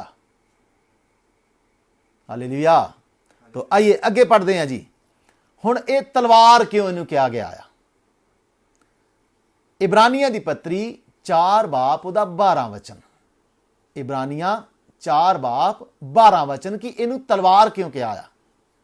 क्यों जो परमेश्वर दा वचन जिउंदा अते गुणकार अते कहंदा सब तो पहला ये परमेश्वर दा वचन आ, ये आ जिउंदा। दूसरा ये गुणकार आ, ये इफेक्टिव आ, ये रिजल्ट लैके आउंदा आ। ये कदे भी व्यर्थ नहीं जाता, क्योंकि परमेश्वर के वचन के बारे लिखा ना, परमेश्वर का वचन फल लैके की करता आ, कदे भी व्यर्थ नहीं जाता। इस कारण ये गुणकार आ। हाँ, अते हरेक दो धारी तलवार नालों और दुनिया ते कहंदा जिन्नियां भी तलवारां तुसीं वेखियां ने, उन्हां सारियां तलवारां दे नालों तिखा है ये की आ? तिखा आ। हाँ, अते जी दो धारी तलवार मतलब ये शरीर नूं भी सिद्ध करदा ते आत्मा नूं भी की करदा आ? सिद्ध करदा आ। ये दो पासे चलदा। तुहाडे शरीरकता नूं भी तुहाडे जीवन च कढेगा, तुहाडी आत्मिक बीमारियां नूं, तुहाडे आत्मिक पापां नूं भी तुहाडे अंदरों की करेगा? दूर करेगा। इस कारण इहनूं किहड़ी तलवार कहा गया? दो धारी तलवार। हाँ, क्योंकि जेकर दूसरी तलवार होएगी वो शरीर ते ही चलदी आ, पर ये आत्मा ते चलण वाली तलवार भी आ। हाँ, अते जीव अते आत्मा नूं और जीव नूं ते किन्नू? आत्मा नूं। आत्मा नूं कोई तलवार भेद नहीं सकदी, पर परमेश्वर दे वचन दी तलवार लिखिया ना, जान ते आत्मा नूं दोनां नूं की करदी आ? हाँ, और बंद बंद अते गुद्दे नूं अड्डो अड्ड करके विन सुट और बंद बंद नूं गुद्दे गुद्दे नूं अड्ड अड्ड करके सबना नूं की करदा है? विन सुटदा। पर उस तो उत्तम दो काम किहड़े ने होर जिहड़े इत्थे लिखे ने? हाँ, अते मन दियां विचारां और सब तो पहला तुहाडे मन दियां विचारां नूं अते धारना नूं और सारियां धारनां नूं भी जांच लेंदा है। ਇਹ ਕੀ ਕਰ ਲੈਂਦਾ ਆ? ਇਹ ਤਲਵਾਰ ਕਿਉਂ ਆ? ਜੇਕਰ ਤੁਹਾਡੇ ਮਨ ਦੇ ਵਿੱਚ ਕੁਝ ਐਸੇ ਵਿਚਾਰ ਨੇ ਜਿਹੜੇ ਪਰਮੇਸ਼ਰ ਦੇ ਵਚਨ ਦੇ ਅਨੁਸਾਰ ਨਹੀਂ ਆ, ਜਿਹੜੇ ਪਰਮੇਸ਼ਰ ਦੀ ਵਚਨ ਦੀ ਆਗਿਆਕਾਰੀ 'ਚ ਨਹੀਂ ਆ, ਜਿਹੜੇ ਪਰਮੇਸ਼ਰ ਦੇ ਇੱਕ ਚੇਲੇ 'ਚ ਜਾਂ ਇੱਕ ਆਤਮਿਕ ਇਨਸਾਨ 'ਚ ਉਹ ਵਿਚਾਰ ਨਹੀਂ ਹੋਣੇ ਚਾਹੀਦੇ, ਇਹ ਉਹਨਾਂ ਵਿਚਾਰਾਂ ਨੂੰ ਵੀ ਤੁਹਾਡੇ ਜੀਵਨ 'ਚੋਂ ਬਾਹਰ ਕੱਢਣ ਦੀ ਸ਼ਕਤੀ ਰੱਖਦਾ ਆ। ਇਹ ਉਹਨਾਂ ਵਿਚਾਰਾਂ ਨੂੰ ਵੀ ਕੱਟਦੀ ਆ, ਔਰ ਹਰ ਧਾਰਨਾ ਨੂੰ ਵੀ, ਤੁਹਾਡੇ ਵਿਚਾਰਾਂ ਨੂੰ ਵੀ ਤੇ ਤੁਹਾਡੀਆਂ ਹਰ ਧਾਰਨਾ ਨੂੰ ਇਹ ਕੀ ਕਰੇਗੀ? ਕਟੇਗੀ। ਇਸ ਕਾਰਨ ਇਹਨੂੰ ਕਿਹਾ ਗਿਆ ਇਹ ਦੋ ਧਾਰੀ ਤਿੱਖੀ ਕੀ ਆ? ਤਲਵਾਰ ਆ। ਫਿਰ ਅੱਗੇ ਪੜ੍ਹਦੇ ਹਾਂ ਜੀ। दूसरा कुरिन्थियां 10 बाब 4 और 5 वचन। इसलिए जो साडे युद्ध दे शस्त्र शरीरक नहीं इस कारण कहंदा साडे युद्ध दे शस्त्र शरीरक नहीं। हाँ, सगों परमेश्वर दे भाणे किलियां नूं ढा देण दे लई डाढे तकड़े हन। सगों परमेश्वर दे भाणे किलियां नूं भी ढा देण तो ज्यादा ताकतवर ने। हाँ, जो असीं वहमां नूं अते हर एक ਉੱਚੀ हुण ਇਹ ਕੀ ਕਰਦਾ ਆ? ਸਭ ਤੋਂ ਪਹਿਲਾਂ ਤੁਹਾਡੇ ਜੀਵਨ ਚ ਆਉਣ ਵਾਲੇ ਵਹਿਮਾਂ ਤੇ ਚੱਲਦੀ ਹੈ ਤਲਵਾਰ। ਆਤਮਾ ਦੀ ਤਲਵਾਰ, ਪਰਮੇਸ਼ਰ ਦੀ ਤਲਵਾਰ, ਪਰਮੇਸ਼ਰ ਦੇ ਵਚਨਾਂ ਦੀ ਤਲਵਾਰ ਕਿਹਦੇ ਤੇ ਚੱਲਦੀ ਆ? ਮਸੀਹੀ ਵਹਿਮ ਨਹੀਂ ਕਰਦਾ। ਮਸੀਹ ਦੇ ਜੀਵਨ ਚ ਕੋਈ ਵਹਿਮ ਨਹੀਂ ਹੋਣੇ ਚਾਹੀਦੇ। ਸਭ ਤੋਂ ਪਹਿਲਾਂ ਇਹ ਤੁਹਾਡੇ ਵਹਿਮਾਂ ਤੇ ਚੱਲੇਗੀ। तेरे जीवन च कोई वहम नहीं, क्योंकि तेरे जीवन च सच्चा वचन आ गया ते सच्चाई च कोई वहम नहीं हुंदा। ये तेरे वहमां नूं, हाँ, सो ਅਸੀਂ ਵਹਿਮਾਂ ਨੂੰ ਅਤੇ ਹਰ ਇੱਕ ਉੱਚੀ ਗੱਲ फिर जेकर साडे जीवन च कोई उच्ची गल बन गई आ, केड़ी उच्ची गल नूं? हाँ, ਜਿਹੜੀ ਪਰਮੇਸ਼ਰ ਦੇ ਗਿਆਨ ਦੇ ਵਿਰੁੱਧ ਸਿਰ हाँ, ਚੁੱਕਦੀ जेकर ਹੈ। साडे जीवन दे विच कोई उच्ची गल ऐसी आ जेड़ी परमेश्वर दे ज्ञान दे विरुद्ध की कर रही आ? सिर चुक रही आ। कहण दा मतलब कि परमेश्वर दा वचन साडे जीवन च सब तो उत्तम आ। परमेश्वर दे वचन दा ज्ञान साडे जीवन च सब तो उत्तम आ। जे परमेश्वर दे वचन दा ज्ञान नहीं ना, जे परमेश्वर दे वचन दा ज्ञान नहीं, साडा जीवन अधूरा आ। ਤੇ ਸਭ ਤੋਂ ਉੱਪਰ, ਸਭ ਤੋਂ ਪਹਿਲਾਂ, ਸਭ ਤੋਂ ਅੱਗੇ ਤੇ ਸਭ ਤੋਂ ਇੱਕ ਨੰਬਰ ਤੇ ਸਾਡੇ ਜੀਵਨ 'ਚ ਪਰਮੇਸ਼ਰ ਦਾ ਵਚਨ ਹੀ ਹੋਣਾ ਚਾਹੀਦਾ ਆ। ਕਹਿੰਦਾ ਜੇਕਰ ਪਰਮੇਸ਼ਰ ਦੇ ਵਚਨ ਦੇ ਗਿਆਨ ਤੋਂ ਕੋਈ ਵੀ ਚੀਜ਼ ਜੋ ਤੁਹਾਡੇ ਜੀਵਨ 'ਚ ਆ ਉਹ ਉੱਚੀ ਉੱਠ ਰਹੀ ਆ, ਜਾਂ ਤੁਹਾਡਾ ਟੈਲੈਂਟ, ਜਾਂ ਤੁਹਾਡੀ ਸਿੰਗਿੰਗ, ਜਾਂ ਤੁਹਾਡਾ ਕੋਈ ਵੀ ਐਸਾ ਗੁਣ ਜਿਹੜਾ ਪਰਮੇਸ਼ਰ ਦੇ ਵਚਨਾਂ ਤੋਂ ਉੱਤੇ ਆ, ਇਹ ਵਚਨ ਦੀ ਤਲਵਾਰ ਕੀ ਕਰਦੀ ਆ? ਉਹਨੂੰ ਢਾ ਸੁੱਟਦੀ ਆ, ਇਹ ਉਹਨੂੰ ਕੱਟਦੀ ਆ। ਵਚਨਾਂ ਤੋਂ ਬਿਨਾ ਕੁਝ ਵੀ ਨਹੀਂ। ਅੱਜ ਪੰਜਾਬ ਦਾ ਬੇੜਾ ਗਰਕ ਹੋ ਗਿਆ। ਪੰਜਾਬ ਵਿੱਚ ਪ੍ਰਚਾਰਕ ਪੈਦਾ ਹੋਣ ਦੀ ਬਜਾਏ ਸਿੰਗਰ ਪੈਦਾ ਹੋ ਗਏ। ਪੰਜਾਬ ਵਿੱਚ ਪ੍ਰਚਾਰਕ ਖੜੇ ਹੋਣ ਦੀ ਬਜਾਏ ਆਰਟਿਸਟ ਔਰ ਸਿੰਗਰਾਂ ਨੇ ਜਗ੍ਹਾ ਲੈ ਲਈ ਆ, ਜੋ ਘੰਟਿਆਂ ਬੱਧੀ ਆਪਣੇ ਰਾਗ ਪਰਮੇਸ਼ਰ ਦੀ ਹਜ਼ੂਰੀ 'ਚ ਸੁਣਾਉਂਦੇ ਨੇ। ਪਰਮੇਸ਼ਰ ਦਾ ਵਚਨ ਕਹਿੰਦਾ ਆਪਣੇ ਰਾਗਾਂ ਦਾ ਰੌਲਾ ਮੇਰੇ ਤੋਂ ਕੀ ਕਰ, ਦੂਰ ਕਰ। ਜੋ ਘੰਟਿਆਂ ਬੱਧੀ ਵਰਸ਼ਿਪ ਦੇ ਨਾਂ ਤੇ ਆਪਣੀ ਕਲਾ ਵਿਖਾਲਦੇ ਨੇ, ਜੋ ਘੰਟਿਆਂ ਬੱਧੀ ਪਰਮੇਸ਼ਰ ਦੀ ਆਰਾਧਨਾ ਦੇ ਨਾਂ ਤੇ ਆਪਣਾ ਨਾਚ ਰੰਗ ਪੇਸ਼ ਕਰਦੇ ਨੇ। ਇਹ ਗੱਲਾਂ ਅੱਜ ਪਰਮੇਸ਼ਰ ਦੇ ਗਿਆਨ ਤੋਂ ਉੱਤੇ ਦਿਖਾਈ ਦੇ ਰਹੀਆਂ ਨੇ। ਅੱਜ ਲੋਕ ਜਦੋਂ ਆਰਾਧਨਾ ਸਭਾਵਾਂ 'ਚ ਜਾਂਦੇ ਨੇ, ਕਨਵੈਨਸ਼ਨਾਂ ਜਾਂਦੇ ਨੇ, ਜਦੋਂ ਇਹਨਾਂ ਕਰੂਸੇਡਾਂ ਤੇ ਜਾਂਦੇ ਨੇ, ਉਹ ਪ੍ਰਚਾਰ ਸੁਣਨ ਦੀ ਬਜਾਏ, ਕਿਸੇ ਪਰਮੇਸ਼ਰ ਦੇ ਦਾਸ ਦੀ ਪ੍ਰਚਾਰ ਦੀ ਗੱਲ ਸੁਣਨ ਦੀ ਬਜਾਏ ਸਿੰਗਰਾਂ ਨੂੰ ਵੇਖਣਾ, ਆਰਟਿਸਟਾਂ ਨੂੰ ਵੇਖਣਾ ਤੇ ਗਵਈਆਂ ਨੂੰ ਵੇਖਣਾ ਜ਼ਿਆਦਾ ਪਸੰਦ ਕਰਦੇ ਨੇ। ਇਹ ਕੀ ਹੋ ਰਿਹਾ? ਪਰਮੇਸ਼ਰ ਦੇ ਗਿਆਨ ਦੇ ਵਿਰੁੱਧ ਤੁਹਾਡਾ ਸੰਗੀਤੀ ਗਿਆਨ ਸਿਰ ਚੁੱਕ ਰਿਹਾ।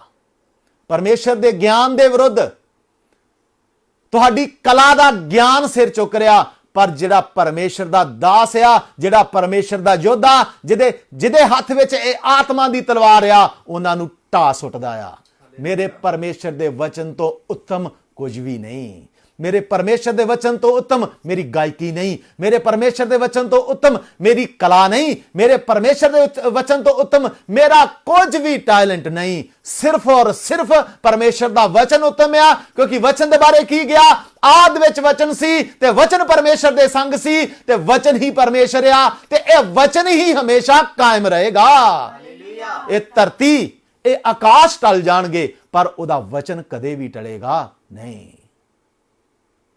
ਇਸ ਪਰਮੇਸ਼ਰ ਦਾ ਵਚਨ ਕਹਿੰਦਾ ਮੈਂ ਉਹਦੇ ਗਿਆਨ ਦੀ ਉੱਤਮਤਾਈ ਨੂੰ ਕੀ ਕਰ ਲਵਾਂ? ਪ੍ਰਾਪਤ ਕਰ ਲਵਾਂ। Hallelujah, hallelujah. ਇਸ ਕਾਰਨ ਸਾਡੇ ਜੀਵਨ ਦੇ ਵਿੱਚ ਇਹ ਆਤਮਾ ਦੀ ਤਲਵਾਰ ਦਾ ਹੋਣਾ ਬਹੁਤ ਹੀ ਜ਼ਰੂਰੀ ਆ। ਜੇ ਆਤਮਾ ਦੀ ਤਲਵਾਰ ਨਹੀਂ ਹੋਈ, ਸਾਡੇ ਜੀਵਨ 'ਚ ਵਿਚਾਰ ਉੱਠਣਗੇ, ਸਾਡੇ ਜੀਵਨ 'ਚ ਧਾਰਨਾਵਾਂ ਉੱਠਣਗੀਆਂ, ਸਾਡੇ ਜੀਵਨ 'ਚ ਹਰ ਵਹਿਮ ਉੱਠਣਗੇ ਔਰ ਸਾਡੇ ਜੀਵਨ 'ਚ ਹੋਰ ਐਸੀਆਂ ਗੱਲਾਂ ਸਿਰ ਚੁੱਕ ਲੈਣਗੀਆਂ ਜਿਹੜੀਆਂ ਪਰਮੇਸ਼ਰ ਦੇ ਵਚਨ ਦੀ ਉੱਤਮਤਾਈ ਦੇ ਗਿਆਨ ਦੇ ਕੀ ਆ?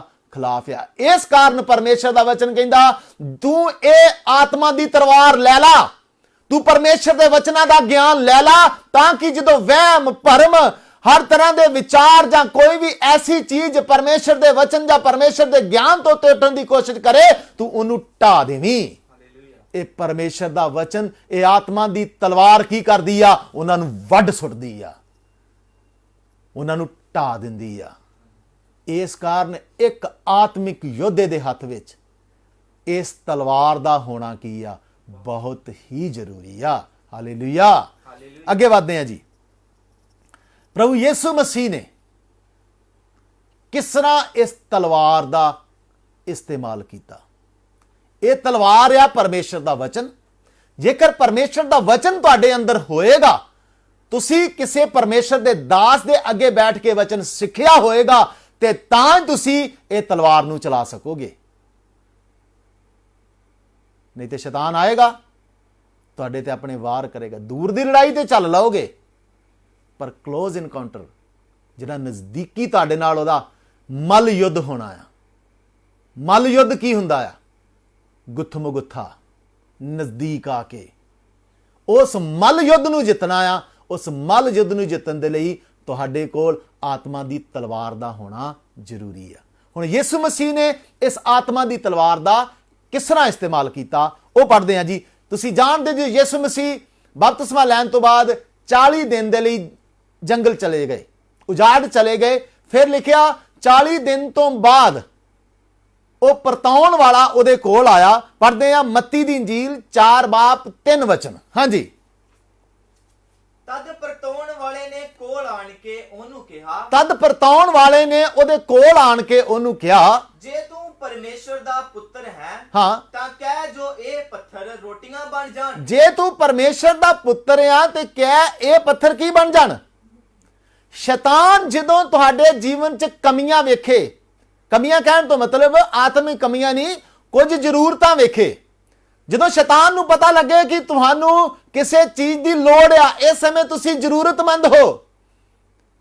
ਇੱਥੇ ਵੀ ਪ੍ਰਭੂ ਯਿਸੂ ਮਸੀਹ ਨੂੰ ਭੁੱਖ ਲੱਗੀ, ਸ਼ੈਤਾਨ ਨੂੰ ਉਹਦੀ ਭੁੱਖ ਦਾ ਅੰਦਾਜ਼ਾ ਹੋ ਗਿਆ, ਸ਼ੈਤਾਨ ਆਇਆ। ਇਸ ਤਰ੍ਹਾਂ ਤੁਹਾਡੇ ਜੀਵਨ ਦੇ ਵਿੱਚ ਵੀ ਸ਼ੈਤਾਨ ਤੁਹਾਡੀਆਂ ਲੋੜਾਂ ਜ਼ਰੂਰਤਾਂ ਨੂੰ ਮੱਦੇਨਜ਼ਰ ਰੱਖ ਕੇ ਉਹਨਾਂ ਨੂੰ ਆਪਣੇ ਤਰੀਕੇ ਦੇ ਨਾਲ ਪੂਰਾ ਕਰਨ ਦੇ ਲਈ ਆਏਗਾ। ਉਹਨਾਂ ਨੂੰ ਤੁਹਾਡੀਆਂ ਆਤਮਿਕ ਸਮੱਸਿਆਵਾਂ ਨੂੰ ਸ਼ੈਤਾਨ ਆਪਣੇ ਤਰੀਕੇ ਦੇ ਨਾਲ ਹੱਲ ਕਰਨ ਲਈ ਆਏਗਾ। ਤੇ ਉਦੋਂ ਕੀ ਕਰਨਾ ਆ? ਪ੍ਰਭੂ ਯਿਸੂ ਮਸੀਹ ਨੇ ਕੀ ਜਵਾਬ ਦਿੱਤਾ? ਪੜ੍ਹੀਏ ਜੀ, ਮੱਤੀ 4:4। ਪਰ ਉਹਨੇ ਉੱਤਰ ਦਿੱਤਾ, ਉਹਨੇ ਉੱਤਰ ਦਿੱਤਾ, ਲਿਖਿਆ ਹੈ। ਪਹਿਲਾਂ ਜਦੋਂ ਇਸ ਘਟਨਾ ਤੋਂ ਬਾਅਦ ਅਸੀਂ ਵੇਖਦੇ, ਜਦੋਂ ਵੀ ਯਿਸੂ ਮਸੀਹ ਨੇ ਕਿਹਾ, ਲਿਖਿਆ ਮੈਂ ਤੁਹਾਨੂੰ ਸੱਚ-ਸੱਚ ਕਹਿੰਦਾ ਹਾਂ। ਜ਼ਿਆਦਾਤਰ ਯਿਸੂ ਮਸੀਹ ਦੀ ਭਾਸ਼ਾ ਕੀ ਸੀ? ਮੈਂ ਤੈਨੂੰ ਕੀ ਕਹਿਣਾ ਆ? ਸੱਚ-ਸੱਚ ਕਹਿਣਾ। ਪਰ ਇਹ ਸਾਡੇ ਲਈ, ਇਹ ਇਨਕਾਊਂਟਰ ਸਾਡੇ ਲਈ ਇੱਕ ਯਾਦਗਾਰੀ ਬਣ ਜਾਏ। ਅਸੀਂ ਇਸ ਇਨਕਾਊਂਟਰ ਤੋਂ ਸਿੱਖੀਏ, ਅਸੀਂ ਇਸ ਲੜਾਈ ਤੋਂ ਸਿੱਖੀਏ ਕਿ ਆਤਮਿਕ ਲੜਾਈ ਕਿਸ ਤਰ੍ਹਾਂ ਜਿੱਤੀ ਦੀ ਆ। ਇੱਥੇ ਯਿਸੂ ਮਸੀਹ ਨੇ ਇਹ ਨਹੀਂ ਕਿਹਾ ਕਿ ਮੈਂ ਤੈਨੂੰ ਕਹਿਣਾ ਆ। ਇੱਥੇ ਕੀ ਕਹਿੰਦਾ? ਪੜੋ 4:4। ਪਰ ਉਹਨੇ ਉੱਤਰ ਦਿੱਤਾ, ਉਹਨੇ ਉੱਤਰ ਦਿੱਤਾ, ਲਿਖਿਆ ਹੈ। ਇਹ ਲਿਖਿਆ ਹੈ। ਕਿੱਥੇ ਲਿਖਿਆ ਆ? ਪਰਮੇਸ਼ਰ ਦੀ ਵਿਵਸਥਾ, ਪਰਮੇਸ਼ਰ ਦਾ ਵਚਨ। ਜਦੋਂ ਸ਼ੈਤਾਨ ਦੇ ਹਮਲੇ ਤੁਹਾਡੇ ਉੱਤੇ ਆਉਣ ਤੇ ਇਸ ਵਚਨ ਦੀ ਤਲਵਾਰ ਨੂੰ, ਇਸ ਪਰਮੇਸ਼ਰ ਦੀ ਬਾਣੀ ਨੂੰ ਤੁਸੀਂ ਖਿੱਚ ਲੈਣਾ ਆ। ਸ਼ੈਤਾਨ, ਮੇਰੇ ਜੀਵਨ 'ਚ ਤੇਰੀ ਮਰਜ਼ੀ ਨਹੀਂ, ਮੇਰੇ ਪ੍ਰਭੂ ਨੇ ਮੇਰੇ ਲਈ ਇਹ ਬਾਣੀ 'ਚ ਇਹ ਵੀ ਲਿਖਿਆ ਆ। ਯਿਸੂ ਮਸੀਹ ਕੀ ਕਹਿੰਦਾ? ਲਿਖਿਆ ਆ। ਹਾਂ, ਭਈ ਇਨਸਾਨ ਨਿਰੀ ਰੋਟੀ ਨਾਲ ਹੀ, ਇਨਸਾਨ ਨਿਰੀ ਰੋਟੀ ਦੇ ਨਾਲ ਨਹੀਂ, ਇਨਸਾਨ ਨਿਰੀ ਰੋਟੀ ਨਾਲ ਹੀ ਜਿਉਂਦਾ ਨਹੀਂ ਰਹੇਗਾ, ਹਾਂ, ਪਰ ਹਰੇਕ ਵਾਕ ਨਾਲ ਜਿਹੜਾ ਪਰਮੇਸ਼ਰ ਦੇ ਮੁਖੋਂ ਨਿਕਲਦਾ ਹੈ। ਕਹਿੰਦਾ ਇਨਸਾਨ ਇਸ ਰੋਟੀ ਦੇ ਨਾਲ ਨਹੀਂ, ਬਲਕਿ ਇਨਸਾਨ ਆਤਮਿਕ ਰੋਟੀ ਦੇ ਨਾਲ ਜੀਂਦਾ ਰਹੇਗਾ ਜਿਹੜਾ ਪਰਮੇਸ਼ਰ ਦੇ ਮੂੰਹ ਚੋਂ ਕੀ ਕਰਦੀ ਆ। ਇਹ ਕਿੱਥੇ ਲਿਖਿਆ ਸੀ? ਪ੍ਰਭੂ ਨੇ ਆਪਣੇ ਕੋਲੋਂ ਜਵਾਬ ਨਹੀਂ ਦਿੱਤਾ, ਉਹਨੇ ਵਿਵਸਥਾ ਸਰ ਦੇ ਵਿੱਚੋਂ, ਵਿਵਸਥਾ ਸਰ 8 ਬਾਬ 3 ਵਚਨ 'ਚ ਆਇਤ ਲਿਖੀ ਆ। ਪੜ੍ਹੀਏ ਵਿਵਸਥਾ ਸਰ 8:3।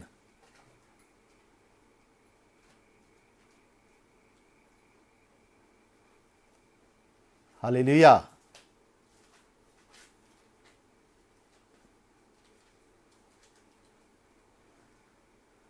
ਉਸਨੇ ਤੁਹਾਨੂੰ ਅਧੀਨ ਕੀਤਾ ਅਤੇ ਤੁਹਾਨੂੰ ਭੁੱਖੇ ਹੋਣ ਦਿੱਤਾ, ਅਤੇ ਉਹ ਮਨ ਜਿਹਨੂੰ ਨਾ ਤੁਸੀਂ ਨਾ ਤੁਹਾਡੇ ਪਿਓ ਦਾਦੇ ਜਾਣਦੇ ਸਨ, ਹਾਂ, ਤੁਹਾਨੂੰ ਖਿਲਾਇਆ, ਹਾਂ, ਤਾਂ ਜੋ ਤੁਹਾਨੂੰ ਸਿਖਾਵੇ, ਤਾਂ ਜੋ ਤੁਹਾਨੂੰ ਸਿਖਾਵੇ ਭਈ ਆਦਮੀ ਨਿਰੀ ਰੋਟੀ ਨਾਲ ਹੀ ਨਹੀਂ ਜਿਉਂਦਾ ਰਹੇ, ਆਦਮੀ ਨਿਰਾ ਰੋਟੀ ਦੇ ਨਾਲ ਹੀ ਨਹੀਂ ਜਿੰਦਾ ਰਹੇਗਾ, ਪਰ ਹਰੇਕ ਇੱਕ ਵਾਕ ਨਾਲ ਜਿਹੜਾ ਯਹੋਵਾ ਦੇ ਮੂੰਹੋਂ ਨਿਕਲਦਾ ਹੈ, ਪਰ ਹਰ ਇੱਕ ਵਾਕ ਦੇ ਨਾਲ ਜਿਉਂਦਾ ਰਹੇਗਾ, ਹਰ ਇੱਕ ਵਚਨ ਦੇ ਨਾਲ ਜਿਉਂਦਾ ਰਹੇਗਾ ਜਿਹੜਾ ਪਰਮੇਸ਼ਰ ਦੇ ਮੂੰਹੋਂ ਕੀ ਕਰਦਾ ਆ।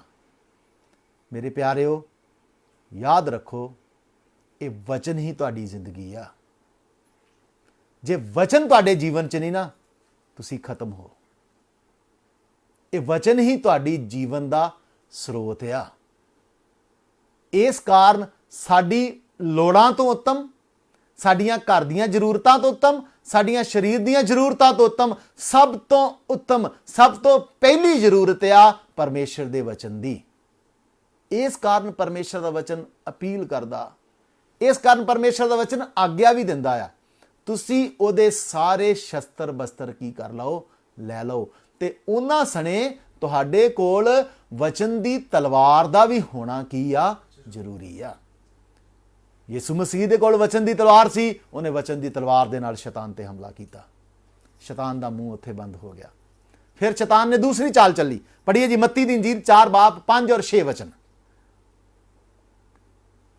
ਫਿਰ ਸ਼ੈਤਾਨ ਉਹਨੂੰ ਪਵਿੱਤਰ ਸ਼ਹਿਰ ਵਿੱਚ ਨਾਲ ਲੈ ਗਿਆ ਫਿਰ ਸ਼ੈਤਾਨ ਉਹਨੂੰ ਪਵਿੱਤਰ ਸ਼ਹਿਰ ਦੇ ਵਿੱਚ ਨਾਲ ਲੈ ਗਿਆ ਅਤੇ ਹੈਕਲ ਦੇ ਕਿੰਗਰੇ ਉੱਤੇ ਖੜਾ ਕਰਕੇ ਉਹਨੂੰ ਕਿਹਾ ਅਤੇ ਹੈਕਲ ਦੇ ਕਿਨਾਰੇ ਦੇ ਉੱਤੇ, ਟੌਪ ਦੇ ਉੱਤੇ ਉਹਨੂੰ ਖੜਾ ਕਰਕੇ ਕਿਹਾ, ਜੇ ਤੂੰ ਪਰਮੇਸ਼ਵਰ ਦਾ ਪੁੱਤਰ ਹੈ ਹਾਂ। ਤਾਂ ਆਪਣੇ ਆਪ ਨੂੰ ਹੇਠਾਂ ਡੇਗ ਦੇ। ਕਹਿੰਦਾ ਜੇ ਤੂੰ ਪਰਮੇਸ਼ਰ ਦਾ ਪੁੱਤਰ ਹੈ ਤੇ ਆਪਣੇ ਆਪ ਨੂੰ ਕੀ ਕਰ, ਹੇਠਾਂ ਡੇਗ ਦੇ। ਸ਼ੈਤਾਨ ਨੇ ਵੀ ਇੱਥੇ ਇੱਕ ਗੱਲ ਕਹੀ, ਕੀ ਕਹੀ ਜੀ? ਕਿਉਂ ਜੋ ਲਿਖਿਆ ਹੈ। ਸ਼ੈਤਾਨ ਵੀ ਕਹਿੰਦਾ ਕੀ ਕੀਤਾ? ਹੁਣ ਸ਼ੈਤਾਨ ਨੇ ਵੀ ਵਚਨ ਦੀ ਤਲਵਾਰ ਫੜ ਲਈ, ਪਰ ਸ਼ੈਤਾਨ ਦੀ ਵਚਨ ਦੀ ਤਲਵਾਰ ਸ਼ੈਤਾਨ ਦੀਆਂ ਆਪਣੀਆਂ ਜ਼ਰੂਰਤਾਂ ਤੇ ਆਧਾਰਿਤ ਸੀ। ਉਹਨੇ ਵੀ ਕਿੱਥੋਂ ਵਚਨ ਪੜਿਆ?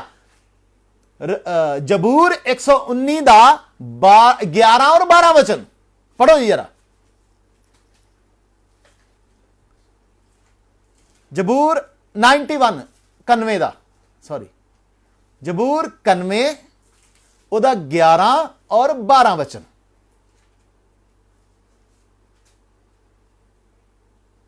ਉਹ ਤਾਂ ਆਪਣੇ ਦੂਤਾਂ ਨੂੰ ਤੇਰੇ ਲਈ ਹੁਕਮ ਦੇਵੇਗਾ। ਉਹ ਤੇ ਆਪਣੇ ਦੂਤਾਂ ਨੂੰ ਕੀ ਕਰੇਗਾ? ਤੇਰੇ ਲਈ ਹੁਕਮ ਦੇਵੇਗਾ। ਭਈ ਉਹ ਤੇਰਿਆਂ ਸਾਰਿਆਂ ਰਾਹਾਂ ਵਿੱਚ ਤੇਰੀ ਰੱਖਿਆ ਕਰਨ। ਉਹ ਤੇਰੇ ਸਾਰੇ ਰਾਹਾਂ 'ਚ ਕੀ ਕਰਨ? ਹੁਣ ਇੱਥੇ ਇੱਕ ਵਹਿਮ ਦੂਰ ਹੋਵੇਗਾ ਸਾਡਾ। ਕਈ ਲੋਕ ਐਸੇ ਨੇ, ਮੈਂ ਕਈ ਘਰਾਂ ਜਾਣਾ, ਉਹਨਾਂ ਕੀ ਸਿਸਟਮ ਬਣਾਇਆ ਹੁੰਦਾ ਕਿ ਉਹਨਾਂ ਨੂੰ ਜਦੋਂ ਡਰ ਲੱਗਦਾ ਨਾ, ਰਾਤ ਨੂੰ ਕਈਆਂ ਨੂੰ ਡਰ ਲੱਗਦਾ, ਔਰ ਉਹ ਬਾਈਬਲ ਨੂੰ ਸਰਾਣੇ ਰੱਖ ਕੇ ਕੀ ਕਰ ਜਾਂਦੇ ਨੇ? ਸ਼ੈਤਾਨ ਤੁਹਾਡੇ ਸਰਾਣੇ ਰੱਖੀ ਬਾਈਬਲ ਤੋਂ ਨਹੀਂ ਡਰਦਾ। ਸ਼ੈਤਾਨ ਤੁਹਾਡੀ ਅਲਮਾਰੀ 'ਚ ਰੱਖੀ ਬਾਈਬਲ ਤੋਂ ਨਹੀਂ ਡਰਦਾ। ਸ਼ੈਤਾਨ ਤੁਹਾਡੀ ਮੋਬਾਈਲ ਦੇ ਵਿੱਚ ਪਈ ਬਾਈਬਲ ਤੋਂ ਨਹੀਂ ਡਰਦਾ। ਸ਼ੈਤਾਨ ਡਰਦਾ ਆ ਜਦੋਂ ਇਹ ਬਾਈਬਲ, ਇਹ ਵਚਨ ਤੁਹਾਡੇ ਦਿਲ 'ਚ ਹੁੰਦਾ ਆ। ਉਹਨੂੰ ਪਤਾ ਮੇਰੇ ਹਰ ਚਾਲ ਦੇ ਖਿਲਾਫ ਇਹਨਾਂ ਦੇ ਦਿਲ 'ਚੋਂ ਇੱਕ ਵਚਨ ਨਿਕਲੇਗਾ, ਉਹ ਤਲਵਾਰ ਨਿਕਲੇਗੀ, ਉਸ ਤਲਵਾਰ ਦਾ ਸਾਹਮਣਾ ਮੈਂ ਨਹੀਂ ਕਰ ਸਕਦਾ। ਇਸੇ ਤਰ੍ਹਾਂ ਹੁਣ ਉਹ ਵੀ ਪਰਮੇਸ਼ਰ ਦੇ ਵਚਨਾਂ ਨੂੰ ਜਾਣਦਾ ਆ, ਕਿੱਥੇ ਕੀ ਲਿਖਿਆ ਉਹ ਜਾਣਦਾ ਆ। ਇਸ ਕਰਕੇ ਇੱਥੇ ਉਹ ਵੀ ਪਰਮੇਸ਼ਰ ਦੇ ਵਚਨ ਹੀ ਲੈ ਕੇ ਆਇਆ, ਪਰ ਉਹ ਵਚਨ ਸੱਚ ਸੀ, ਪਰ ਸ਼ੈਤਾਨ ਦੀ ਮਨਸ਼ਾ ਗਲਤ ਸੀ। ਸ਼ੈਤਾਨ ਚਾਹੁੰਦਾ ਸੀ ਕਿ ਮੈਂ ਇਹਨਾਂ ਵਚਨਾਂ ਦੇ ਆਧਾਰ ਤੇ ਲੋਕਾਂ ਨੂੰ, ਜਾਂ ਇਸ ਇਨਸਾਨ ਨੂੰ ਜੋ ਹੁਣ ਪ੍ਰਭੂ ਯਿਸੂ ਮਸੀਹ ਆ, ਇਹਨੂੰ ਮੈਂ ਪਰਤਾਉਣ ਦੇ ਲਈ ਪਰਤਾਵਾਂ ਕਿ ਇਹ ਪਰਮੇਸ਼ਰ ਨੂੰ ਪਰਤਾ ਲੇ, ਇਹ ਪਰਮੇਸ਼ਰ ਦਾ ਇਮਤਿਹਾਨ ਲੈ ਲੇ। ਮੇਰੇ ਪਿਆਰਿਓ, ਜਦੋਂ ਤੁਸੀਂ ਕਿਸੇ ਗਲਤ ਪ੍ਰਚਾਰਕ ਦਾ ਪ੍ਰਚਾਰ ਸੁਣਦੇ ਹੋ, ਜਦੋਂ ਤੁਸੀਂ ਕਿਸੇ ਗਲਤ ਉਪਦੇਸ਼ਕ ਦਾ ਉਪਦੇਸ਼ ਸੁਣਦੇ ਹੋ, ਉਸ ਉਪਦੇਸ਼ ਦੇ ਪਿੱਛੇ ਉਸ ਪ੍ਰਚਾਰਕ ਦੀ ਕੋਈ ਆਪਣੀ ਮਨਸ਼ਾ ਆ। ਉਹ ਆਪਣੀ ਮਰਜ਼ੀ, ਕੋਈ ਆਪਣੀ ਮਰਜ਼ੀ ਦਾ ਵਚਨ ਤੁਹਾਨੂੰ ਸੁਣਾ ਰਿਹਾ, ਪਰ ਅਸਲੀ ਪ੍ਰਚਾਰਕ ਦੀ ਮਨਸ਼ਾ ਆਪਣੀ ਮਨਸ਼ਾ ਨਹੀਂ ਹੁੰਦੀ। ਉਹ ਸਵਰਗੀ ਪਿਤਾ ਦੀ ਮਰਜ਼ੀ ਕੀ ਕਰਦਾ ਆ, ਪੂਰੀ ਕਰਦਾ ਆ, ਭਾਵੇਂ ਤੁਹਾਨੂੰ ਉਹ ਵਚਨ ਚੰਗਾ ਲੱਗੇ ਚਾਹੇ ਨਾ ਲੱਗੇ, ਕਿਉਂਕਿ ਇਹ ਤਲਵਾਰ ਆ, ਤੁਹਾਨੂੰ ਕੱਟੇਗਾ। ਉਹ ਸ਼ੈਤਾਨ ਕੀ ਕਹਿੰਦਾ? ਵਚਨ 'ਚ ਵੀ ਲਿਖਿਆ, ਉਹ ਆਪਣੇ ਦੂਤਾਂ ਨੂੰ ਘੱਲੇਗਾ, ਉਹ ਕੀ ਕਰ ਲੇਗਾ? ਤੈਨੂੰ ਡਿੱਗਣ ਨਹੀਂ ਦੇਵੇਗਾ। ਪਰ ਯਿਸੂ ਮਸੀਹ ਨੇ ਫਿਰ ਕੀ ਜਵਾਬ ਦਿੱਤਾ? ਆਈਏ ਪੜ੍ਹਦੇ ਹਾਂ ਮੱਤੀ ਦੀ ਇੰਜੀਲ 4 ਬਾਬ ਉਹਦਾ 8 ਵਚਨ। ਫਿਰ ਸ਼ੈਤਾਨ ਉਹਨੂੰ ਇੱਕ ਵੱਡੇ ਪਹਾੜ ਉੱਤੇ ਨਾਲ ਲੈ ਗਿਆ ਅਤੇ ਜਗਤ ਦੀਆਂ ਸਾਰੀਆਂ ਪਾਤਸ਼ਾਹੀਆਂ ਅਤੇ ਉਹਨਾਂ ਦਾ ਜਲੋ ਉਹਨੂੰ ਵਿਖਾ ਲਿਆ ਅਤੇ ਉਹਨੂੰ ਕਿਹਾ, ਜੇ ਤੂੰ ਨਿਉ ਕੇ ਮੱਥਾ 4 ਦੀ 8 7 ਪੜ੍ਹ ਦੋ। ਯਿਸੂ ਨੇ ਉਹਨੂੰ ਆਖਿਆ ਕਿ ਲਿਖਿਆ ਹੋਇਆ ਹੈ, ਕਹਿੰਦਾ ਇਹ ਵੀ ਲਿਖਿਆ ਹੋਇਆ ਹੈ, ਜੋ ਤੂੰ ਪ੍ਰਭੂ ਆਪਣੇ ਪਰਮੇਸ਼ਵਰ ਨੂੰ ਨਾ ਪਰਤਾ। ਤੂੰ ਆਪਣੇ ਪ੍ਰਭੂ ਪਰਮੇਸ਼ਰ ਨੂੰ ਕੀ ਕਰ? ਨਾ ਪਰਤਾ। ਸਮਾਂ ਨਹੀਂ ਆ, ਇਹ ਵੀ ਪ੍ਰਭੂ ਯਿਸੂ ਮਸੀਹ ਨੇ ਕਿੱਥੋਂ ਅੱਜ ਦਾ ਚੁਣਾਵ ਕੀਤਾ? ਵਿਵਸਥਾ ਸਰ 6 ਬਾਬ ਉਹਦਾ 16 ਵਚਨ ਦੇ ਵਿੱਚੋਂ। ਇੱਥੇ ਕੀ ਕਰ ਰਿਹਾ ਪਰਮੇਸ਼ਰ? ਵਚਨ ਦੀ ਤਲਵਾਰ ਸਾਨੂੰ ਸਿਖਾ ਰਿਹਾ। ਜਦੋਂ ਤੁਸੀਂ ਸੱਚੇ ਵਚਨਾਂ ਦੇ ਨਾਲ, ਇਹ ਸਚਾਈ ਦੇ ਵਚਨਾਂ ਦੇ ਨਾਲ ਸ਼ੈਤਾਨ ਦਾ ਸਾਹਮਣਾ ਕਰੋਗੇ ਨਾ, ਝੂਠਾ ਸ਼ੈਤਾਨ ਤੁਹਾਡੇ ਤੋਂ ਦੂਰ ਹੋ ਜਾਵੇਗਾ। ਕਿਉਂਕਿ ਸ਼ੈਤਾਨ ਕੀ ਆ? ਝੂਠਾ ਤੇ ਝੂਠਿਆਂ ਦਾ ਉਸਤਾਦ, ਔਰ ਝੂਠਿਆਂ ਦਾ ਪਿਤਾ ਵੀ ਆ। ਜਦੋਂ ਉਸ ਝੂਠੇ ਦੇ ਸਾਹਮਣੇ ਸੱਚ ਪੇਸ਼ ਕਰੋਗੇ, ਉਹ ਝੂਠਾ ਤੁਹਾਡੇ ਜੀਵਨ ਚੋਂ ਕੀ ਹੋਵੇਗਾ? ਦੂਰ ਹੋਵੇਗਾ। ਇੱਥੇ ਪ੍ਰਭੂ ਕੋਈ ਨਵੀਂ ਗੱਲ ਨਹੀਂ ਕਰ ਰਿਹਾ। ਜੋ ਵਿਵਸਥਾ 'ਚ ਲਿਖਿਆ ਸੀ, ਜੋ ਬਾਣੀ 'ਚ ਲਿਖਿਆ ਸੀ, ਪ੍ਰਭੂ ਯਿਸੂ ਮਸੀਹ ਉਹੀ ਸਾਡੇ ਸਾਹਮਣੇ ਇੱਕ ਲੜਾਈ ਦੇ ਤੌਰ ਤੇ ਸ਼ੈਤਾਨ ਦੇ ਸਾਹਮਣੇ ਪੇਸ਼ ਕਰ ਰਿਹਾ ਕਿ ਮੇਰੇ ਪਿਆਰਿਓ, ਮੇਰੇ ਯੋਧਿਓ, ਮੇਰੇ ਵਿਸ਼ਵਾਸੀਓ, ਮੇਰੇ ਧੀਆਂ ਤੇ ਪੁੱਤਰੋ, ਇਸ ਤਰੀਕੇ ਦੇ ਨਾਲ ਸ਼ੈਤਾਨ ਦੇ ਨਾਲ ਇਸ ਮੱਲ ਯੁੱਧ ਦੇ ਵਿੱਚ ਤੁਸੀਂ ਜਿੱਤਣਾ ਆ। ਇਸ ਤਲਵਾਰ ਦਾ ਕੀ ਕਰਿਓ, ਇਸਤੇਮਾਲ ਕਰਿਓ। ਜਦੋਂ ਸ਼ੈਤਾਨ ਤੁਹਾਡੇ ਮਨਾਂ ਦੇ ਵਿੱਚ, ਸ਼ੈਤਾਨ ਤੁਹਾਡੇ ਜੀਵਨ ਦੇ ਵਿੱਚ ਐਸੇ ਵਿਚਾਰ, ਐਸੀਆਂ ਭਾਵਨਾਵਾਂ, ਐਸੀਆਂ ਗੱਲਾਂ ਲੈ ਕੇ ਆਏ, ਉਹਨਾਂ ਸਭ ਚੀਜ਼ਾਂ ਦੇ ਬਦਲੇ ਇੱਕ ਵਚਨ ਤੁਹਾਡੇ ਜੀਵਨ 'ਚ ਤੁਹਾਨੂੰ ਦਿੱਤਾ ਹੋਇਆ ਹੈ। ਇਹ ਕਿਸ ਤਰ੍ਹਾਂ ਹੋਏਗਾ? ਸ਼ੈਤਾਨ ਦੀ ਹਰ ਗੱਲ ਦਾ ਜਵਾਬ ਅਸੀਂ ਵਚਨ 'ਚੋਂ ਕਿਸ ਤਰ੍ਹਾਂ ਦੇ ਸਕਾਂਗੇ? ਉਦੋਂ ਹੀ ਦੇ ਸਕਾਂਗੇ ਜਦੋਂ ਅਸੀਂ ਇਹਨਾਂ ਵਚਨਾਂ ਨੂੰ ਸਿੱਖਾਂਗੇ। ਪਰ ਅੱਜ ਜ਼ਿਆਦਾਤਰ ਲੋਕ ਇਹਨਾਂ ਵਚਨਾਂ ਨੂੰ ਸਿੱਖਣ ਤੋਂ ਇਨਕਾਰ ਕਰਦੇ ਨੇ। ਉਹ ਕਹਿੰਦੇ ਸਾਨੂੰ ਪ੍ਰਭੂ ਸਿਖਾ ਰਿਹਾ ਜਿਸ ਤਰ੍ਹਾਂ ਮੂਸਾ ਨੂੰ ਸਿਖਾਇਆ ਸੀ। ਤੇ ਜੇ ਮੂਸਾ ਨੂੰ ਸਿਖਾਇਆ ਸੀ ਤੇ ਨਜ਼ਰ ਵੀ ਆਉਣਾ ਚਾਹੀਦਾ ਨਾ। ਮੂਸਾ ਨੇ ਸਿਖਾਇਆ ਸੀ, ਮੂਸਾ ਨੇ ਸਾਰਿਆਂ ਨੂੰ ਵਿਵਸਥਾ ਦੇ ਦਿੱਤੀ ਆ। ਹਾਲੇਲੂਇਆ। ਇਸ ਕਰਕੇ ਇਸ ਆਤਮਿਕ ਘਮੰਡ ਚ ਨਾ ਰਹੋ ਕਿ ਤੁਸੀਂ ਸਿੱਖਣਾ ਨਹੀਂ ਚਾਹੁੰਦੇ। ਆਪਣੇ ਲਈ ਕਿਸੇ ਦਾਨੀਆਂ ਨੂੰ ਲੱਭੋ ਜੋ ਤੁਹਾਨੂੰ ਇਹਨਾਂ ਵਚਨਾਂ ਦਾ ਭੇਤ ਸਪਸ਼ਟ ਰੂਪ ਚ ਦੱਸ ਸਕੇ ਕਿ ਵਚਨ ਕਹਿੰਦੇ ਕੀ ਨੇ। ਤੇ ਫਿਰ ਜਦੋਂ ਸੱਚਾਈ ਦੇ ਵਚਨ ਤੁਸੀਂ ਕਬੂਲ ਕਰੋਗੇ, ਇਸ ਸੱਚਾਈ ਨੂੰ ਕਬੂਲ ਕਰੋਗੇ, ਸੱਚ ਕੀ ਆ? ਸੱਚ ਇਹ ਆ ਕਿ ਪਰਮੇਸ਼ਰ ਇਸ ਧਰਤੀ ਤੇ ਸਾਨੂੰ ਸਾਡੀਆਂ ਲੋੜਾਂ, ਜ਼ਰੂਰਤਾਂ ਜਾਂ ਸਾਡੀਆਂ ਮਰਜ਼ੀਆਂ ਪੂਰੀਆਂ ਕਰਨ ਲਈ ਨਹੀਂ ਭੇਜਿਆ ਉਹਨੇ। ਯਾਦ ਰੱਖੋ ਸੱਚਾਈ ਕੀ ਆ। ਇਸ ਧਰਤੀ ਦੇ ਉੱਪਰ ਸਾਨੂੰ ਸਾਡੀਆਂ ਲੋੜਾਂ, ਜ਼ਰੂਰਤਾਂ ਪੂਰੀਆਂ ਕਰਨ ਦੇ ਲਈ ਪਰਮੇਸ਼ਰ ਨੇ ਨਹੀਂ ਭੇਜਿਆ। ਪਰਮੇਸ਼ਰ ਨੇ ਸਾਨੂੰ ਇਸ ਕਾਰਨ ਭੇਜਿਆ ਕਿ ਅਸੀਂ ਉਸ ਸਵਰਗੀ ਪਿਤਾ ਦੀ ਮਰਜ਼ੀ ਨੂੰ ਕੀ ਕਰੀਏ? ਪੂਰਾ ਕਰੀਏ। ਜਦੋਂ ਸਾਨੂੰ ਹਰ ਸਮੇਂ ਇਹੀ ਯਾਦ ਰਹੇਗਾ ਨਾ, ਮੇਰੀਆਂ ਲੋੜਾਂ, ਮੇਰੀਆਂ ਜ਼ਰੂਰਤਾਂ ਮੁੱਖ ਨਹੀਂ ਆ, ਮੇਰੇ ਪਰਮੇਸ਼ਰ ਦੀ ਮਰਜ਼ੀ ਮੁੱਖ ਆ, ਤੇ ਇਹ ਸਾਡੇ ਜੀਵਨ 'ਚ ਬਣੇਗੀ ਸੱਚਾਈ। ਤੇ ਸ਼ੈਤਾਨ ਸਾਨੂੰ ਕਦੇ ਵੀ ਪਰਮਾ ਨਹੀਂ ਪਾਏਗਾ। ਸੱਚਾਈ ਦੇ ਨਾਲ ਝੂਠ ਨੂੰ ਜਵਾਬ ਦਿਓਗੇ, ਝੂਠ ਹਾਰੇਗਾ। ਰੋਸ਼ਨੀ ਦੇ ਨਾਲ ਹਨੇਰੇ ਨੂੰ ਜਵਾਬ ਦਿਓਗੇ, ਹਨੇਰਾ ਦੂਰ ਹੋ ਜਾਵੇਗਾ। ਇਸ ਕਾਰਨ ਮੇਰੇ ਪਿਆਰਿਓ, ਵਚਨਾਂ ਦਾ ਸਿੱਖਣਾ ਜ਼ਰੂਰੀ ਆ। ਪ੍ਰਭੂ ਯਿਸੂ ਮਸੀਹ ਇਸ ਇਨਕਾਊਂਟਰ, ਇਸ ਆਤਮਿਕ ਲੜਾਈ ਦੇ ਵਿੱਚ ਕੀ ਦੱਸ ਰਹੇ ਨੇ? ਜੇਕਰ ਤੁਸੀਂ ਵਚਨ ਸਿੱਖੇ ਹੋਣਗੇ, ਤੁਸੀਂ ਸਹੀ ਸਮੇਂ ਤੇ ਮੌਕੇ ਸਿਰ ਸ਼ੈਤਾਨ ਦੀ ਹਰ ਯੁਕਤੀ ਦਾ, ਸ਼ੈਤਾਨ ਦੀ ਹਰ ਚਾਲ ਦਾ ਮੂੰਹ ਤੋੜ ਜਵਾਬ ਦੇ ਸਕੋਗੇ। ਹਾਲੇਲੂਇਆ। ਅੱਗੇ ਤੀਸਰੀ ਗੱਲ ਪੜ੍ਹਦੇ ਹਾਂ ਜੀ, ਮੱਤੀ ਦੀ ਇੰਜੀਲ 4 ਬਾਬ 8 ਔਰ 9 ਵਚਨ। ਫਿਰ ਸ਼ੈਤਾਨ ਉਹਨੂੰ ਇੱਕ ਵੱਡੇ ਉੱਚੇ ਪਹਾੜ ਉੱਤੇ ਨਾਲ ਲੈ ਗਿਆ। ਫਿਰ ਸ਼ੈਤਾਨ ਉਹਨੂੰ ਇੱਕ ਵੱਡੇ ਤੇ ਉੱਚੇ ਪਹਾੜ ਉੱਤੇ ਕੀ ਕਰ ਗਿਆ? ਨਾਲ ਲੈ ਗਿਆ। ਹੁਣ ਵੇਖੋ, 40 ਦਿਨ ਦਾ ਭੁੱਖਾ, ਭੁੱਖ ਵੀ ਲੱਗੀ ਆ, ਪਰ ਸ਼ੈਤਾਨ ਦੇ ਨਾਲ ਕਿੱਥੋਂ ਦਾ ਸਫ਼ਰ ਕਰ ਰਿਹਾ? ਉਹ ਸਮੇਂ ਦੇ ਸਭ ਤੋਂ ਉੱਚੇ ਪਹਾੜ ਦਾ। ਇਹ ਤਾਕਤ ਕਿੱਥੋਂ ਮਿਲ ਰਹੀ ਆ? ਇਹ ਤਾਕਤ ਜੋ ਸਰੀਰ 'ਚ ਉਹਨੇ ਖਾਦਾ ਸੀ ਉਹਦੀ ਨਹੀਂ ਆ। ਇਹ ਤਾਕਤ ਉਹ ਆਤਮਿਕ ਤਾਕਤ ਆ ਜਿਹੜਾ ਪਰਮੇਸ਼ਰ ਦੇ ਵਚਨ ਨੇ ਉਹਨੂੰ ਦਿੱਤੀ ਸੀ।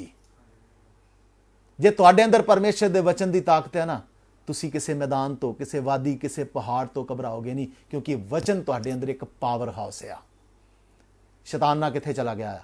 ਪਹਾੜ ਦੇ ਉੱਪਰ, ਟੀਸੀ ਦੇ ਉੱਪਰ ਚਲਾ ਗਿਆ। ਹਾਂ, ਅਤੇ ਜਗਤ ਦੀਆਂ ਸਾਰੀਆਂ ਪਾਤਸ਼ਾਹੀਆਂ ਅਤੇ ਉਹਨਾਂ ਦਾ ਜਲੌ ਉਹਨੂੰ ਵਿਖਾ ਲਿਆ। ਸ਼ੈਤਾਨ ਨੇ ਜਗਤ ਦੀਆਂ ਸਾਰੀਆਂ ਪਾਤਸ਼ਾਹੀਆਂ ਤੇ ਉਹਨਾਂ ਸਾਰੀਆਂ ਪਾਤਸ਼ਾਹੀਆਂ ਦਾ ਜਲਾਲ ਉਹਨੂੰ ਵਿਖਾ ਲਿਆ। ਹਾਂ, ਅਤੇ ਉਹਨੂੰ ਕਿਹਾ, ਹਾਂ, ਜੇ ਤੂੰ ਨਿਉ ਕੇ ਮੈਨੂੰ ਮੱਥਾ ਟੇਕੇ, ਉਹਨੂੰ ਕਿਹਾ ਜੇਕਰ ਤੂੰ ਨਿਉ ਕੇ ਮੈਨੂੰ ਮੱਥਾ ਟੇਕੇ ਤਾਂ ਇਹ ਸਭ ਕੁਝ ਜੋ ਕੁਝ ਮੈਂ ਤੈਨੂੰ ਦੇ ਦਿਆਂਗਾ। ਇਹ ਸਭ ਕੁਝ ਹੈ ਜੋ ਕੁਝ ਮੈਂ ਕੀ ਕਰਾਂਗਾ? ਤੈਨੂੰ ਦੇ ਦਿਆਂਗਾ। ਪ੍ਰਭੂ ਯਿਸੂ ਮਸੀਹ ਨੇ ਕੀ ਕਿਹਾ? ਪੜ੍ਹੀਏ ਜੀ, ਮੱਤੀ ਦੀ ਇੰਜੀਲ 4 ਬਾਬ ਉਹਦਾ 10 ਵਚਨ। ਹਾਂਜੀ। ਜਦੋਂ ਯਿਸੂ ਨੇ ਉਸ ਨੂੰ ਕਿਹਾ, ਹਾਂ, ਹੇ ਸ਼ੈਤਾਨ ਚਲਿਆ ਜਾ। ਹੇ ਸ਼ੈਤਾਨ ਚਲਿਆ ਜਾ। ਹਾਂ, ਕਿਉਂ ਜੋ ਲਿਖਿਆ ਹੈ, ਕਿਉਂ ਜੋ ਇਹ ਲਿਖਿਆ ਹੈ, ਭਈ ਤੂੰ ਪ੍ਰਭੂ ਆਪਣੇ ਪਰਮੇਸ਼ਰ ਨੂੰ ਮੱਥਾ ਟੇਕ। ਤੂੰ ਪ੍ਰਭੂ ਆਪਣੇ ਪਰਮੇਸ਼ਰ ਨੂੰ ਕੀ ਕਰ? ਮੱਥਾ ਟੇਕ। ਸਿਰਫ ਉਸੇ ਦੀ ਹੀ ਕੀ ਕਰ? ਆਰਾਧਨਾ ਕਰ। ਨਾਲ ਕਿਹਾ, ਹੇ ਸ਼ੈਤਾਨ ਕੀ ਹੋ ਜਾ ਇਥੋਂ। ਲਿਖਿਆ ਸ਼ੈਤਾਨ ਉਸੇ ਵੇਲੇ ਕੀ ਹੋ ਗਿਆ? ਪੜੋ, ਸ਼ੈਤਾਨ ਚਲਿਆ ਗਿਆ ਅਤੇ ਤਦ ਸ਼ੈਤਾਨ ਉਹਨੂੰ ਛੱਡ ਗਿਆ। ਸ਼ੈਤਾਨ ਉਹਨੂੰ ਕੀ ਕਰ ਗਿਆ? ਸ਼ੈਤਾਨ ਉਹਨੂੰ ਛੱਡ ਗਿਆ। ਮਤਲਬ ਪ੍ਰਭੂ ਯਿਸੂ ਮਸੀਹ ਨੇ ਲੜਾਈ ਜਿੱਤ ਲਈ ਆ। ਕਿਸ ਤਰ੍ਹਾਂ ਸਿੰਪਲ, ਸਾਨੂੰ ਸਮਝ ਵਾਲੇ ਆਉਣ ਵਾਲੇ ਤਰੀਕਿਆਂ ਦੇ ਨਾਲ ਪ੍ਰਭੂ ਨੇ ਇਹ ਕੰਮ ਕੀਤਾ ਆ। ਵਚਨ ਸਿੱਖੋ, ਵਚਨ ਦੀ ਤਲਵਾਰ ਲਾਓ, ਲੋੜ ਪੈਣ ਤੇ ਇਹ ਤਲਵਾਰ ਚਲਾਓ। ਇਹ ਤਲਵਾਰ ਲੋਹੇ ਦੀ ਜਾਂ ਕਿਸੇ ਧਾਤ ਦੀ ਬਣੀ ਤਲਵਾਰ ਨਹੀਂ ਆ। ਇਹ ਤਲਵਾਰ ਆ ਪਰਮੇਸ਼ਰ ਦੇ ਵਚਨਾਂ ਦੀ ਤਲਵਾਰ। ਜੋ ਤਲਵਾਰ ਪਰਮੇਸ਼ਰ ਦੇ ਮੂੰਹ ਚੋਂ ਨਿਕਲਦੀ ਆ, ਉਹ ਸਾਨੂੰ ਬਚਾਉਂਦੀ ਆ। ਲਿਖਿਆ ਨਾ, ਹਰ ਵਚਨ ਜੋ ਪਰਮੇਸ਼ਰ ਦੇ ਮੂੰਹ ਚੋਂ ਨਿਕਲਦਾ ਸਾਨੂੰ ਕੀ ਕਰਦਾ? ਬਚਾਉਂਦਾ। ਤੇ ਜਿਹੜਾ ਵਚਨ ਤੁਹਾਡੇ ਮੂੰਹੋਂ ਨਿਕਲੇਗਾ ਉਹ ਸ਼ੈਤਾਨ ਨੂੰ ਹਰਾਉਂਦਾ ਆ। ਹਾਲੇਲੂਇਆ। ਹਾਲੇਲੂਇਆ। ਪਰਮੇਸ਼ਰ ਦੇ ਵਚਨੋਂ ਸੁਣਿਆ ਮੂੰਹੋਂ ਸੁਣਿਆ ਵਚਨ ਸਾਨੂੰ ਬਚਾਏਗਾ, ਤੁਹਾਡੇ ਮੂੰਹ ਚੋਂ ਨਿਕਲਿਆ ਵਚਨ ਸ਼ੈਤਾਨ ਨੂੰ ਹਰਾਏਗਾ। ਇਸ ਚੀਜ਼ ਨੂੰ ਯਾਦ ਰੱਖ ਲਿਓ। ਦੇਖਿਆ ਸ਼ੈਤਾਨ ਕੀ ਹੋ ਗਿਆ, ਚਲਿਆ ਗਿਆ। ਦੂਸਰਾ ਕੰਮ ਕੀ ਹੋਣ ਲੱਗਾ ਕਿ 11 ਵਚਨ ਪੜ੍ਹੀਏ ਦਾ। ਤਦ ਸ਼ੈਤਾਨ ਉਹਨੂੰ ਛੱਡ ਗਿਆ ਅਤੇ ਵੇਖੋ ਦੂਤ ਕੋਲ ਆਣ ਕੇ ਉਹਦੀ ਟਹਿਲ ਕਰਨ ਲੱਗੇ। ਹਾਲੇਲੂਇਆ। ਦੂਤ ਕੋਲ ਆ ਕੇ ਪ੍ਰਭੂ ਯਿਸੂ ਮਸੀਹ ਦੀ ਟਹਿਲ ਸੇਵਾ ਕਰਨ ਲੱਗ ਪਏ। ਸ਼ੈਤਾਨ ਕੀ ਚਾਹੁੰਦਾ ਸੀ? ਪਰਮੇਸ਼ਰ ਆਪਣੀਆਂ ਜ਼ਰੂਰਤਾਂ ਦਾ ਆਪ ਇੰਤਜ਼ਾਮ ਕਰੇ। ਦੂਤਾਂ ਦਾ ਟਹਿਲ ਸੇਵਾ ਕਰ। ਦੂਤ ਕਿੱਥੋਂ ਬਿਲੋਂਗ ਕਰਦੇ ਨੇ? ਸਵਰਗ ਨਾਲ। ਸਵਰਗ ਦੂਤ ਆ ਕੇ ਯਿਸੂ ਮਸੀਹ ਦੀ ਕੀ ਕਰਨ ਲੱਗ ਪਏ ਨੇ? ਟਹਿਲ ਸੇਵਾ। ਇਹਦਾ ਮਤਲਬ ਸਾਡੀਆਂ ਲੋੜਾਂ, ਸਾਡੀਆਂ ਜ਼ਰੂਰਤਾਂ, ਸਾਡੀਆਂ ਹਰ ਮੁਸ਼ਕਲਾਂ ਦਾ ਸਮਾਧਾਨ ਜਾਂ ਜੋ ਵੀ ਸਾਡੇ ਜ਼ਿੰਦਗੀ 'ਚ ਲੋੜ ਆ, ਉਹ ਇਸ ਧਰਤੀ ਤੋਂ ਪੂਰੀ ਨਹੀਂ ਹੋਣੀ। ਸਾਡੀ ਮਦਦ ਸਿੱਧੀ ਸਵਰਗ 'ਚੋਂ ਆਉਂਦੀ ਆ। ਇਹ ਸਵਰਗ ਦੂਤਾਂ ਦਾ ਆਉਣਾ ਦਰਸਾਉਣਾ ਤੁਹਾਡੀ ਵੀ ਮਦਦ ਕਿੱਥੋਂ ਆਏਗੀ? ਸਵਰਗ 'ਚੋਂ ਆਏਗੀ। ਤਾਂ ਹੀ ਤੇ ਪਰਮੇਸ਼ਰ ਦਾ ਵਚਨ ਬਾਰ-ਬਾਰ ਕਹਿੰਦਾ, ਮਦਦ ਲਈ ਮੈਂ ਕਿਹਨੂੰ ਪੁਕਾਰਾਂ। ਜੇ ਤੁਸੀਂ ਚਾਹੁੰਦੇ ਹੋ ਤੁਹਾਡੀ ਮਦਦ ਸਿੱਧੀ ਸਵਰਗ 'ਚੋਂ ਆਏ, ਸ਼ੈਤਾਨ ਦੀ ਮਰਜ਼ੀ ਪੂਰੀ ਕਰਨੀ ਛੱਡ ਦਿਓ। ਸ਼ੈਤਾਨ ਦੀਆਂ ਸੋਚਾਂ ਨੂੰ ਪੂਰਾ ਕਰਨਾ ਛੱਡ ਦਿਓ। ਪਰਮੇਸ਼ਰ ਦੇ ਸਵਰਗ ਦੂਤ ਆ ਕੇ ਤੁਹਾਡੀ ਕੀ ਕਰਨਗੇ? ਟਹਿਲ ਸੇਵਾ ਕਰਨਗੇ। ਵਚਨ ਕਹਿੰਦਾ ਬਿਆਨੀਆਂ 'ਚ ਕੀ ਉਹ ਆਤਮੇ ਨਹੀਂ ਜਿਹੜੇ ਮੁਕਤੀ ਦੇ ਮਿਰਾਸ ਪਾਇਆਂ ਦੇ ਲਈ ਕੀ ਕੀਤੇ ਗਏ ਨੇ? ਭੇਜੇ ਗਏ ਨੇ। ਅੱਗੇ ਪੜ੍ਹਦੇ ਹਾਂ ਜੀ।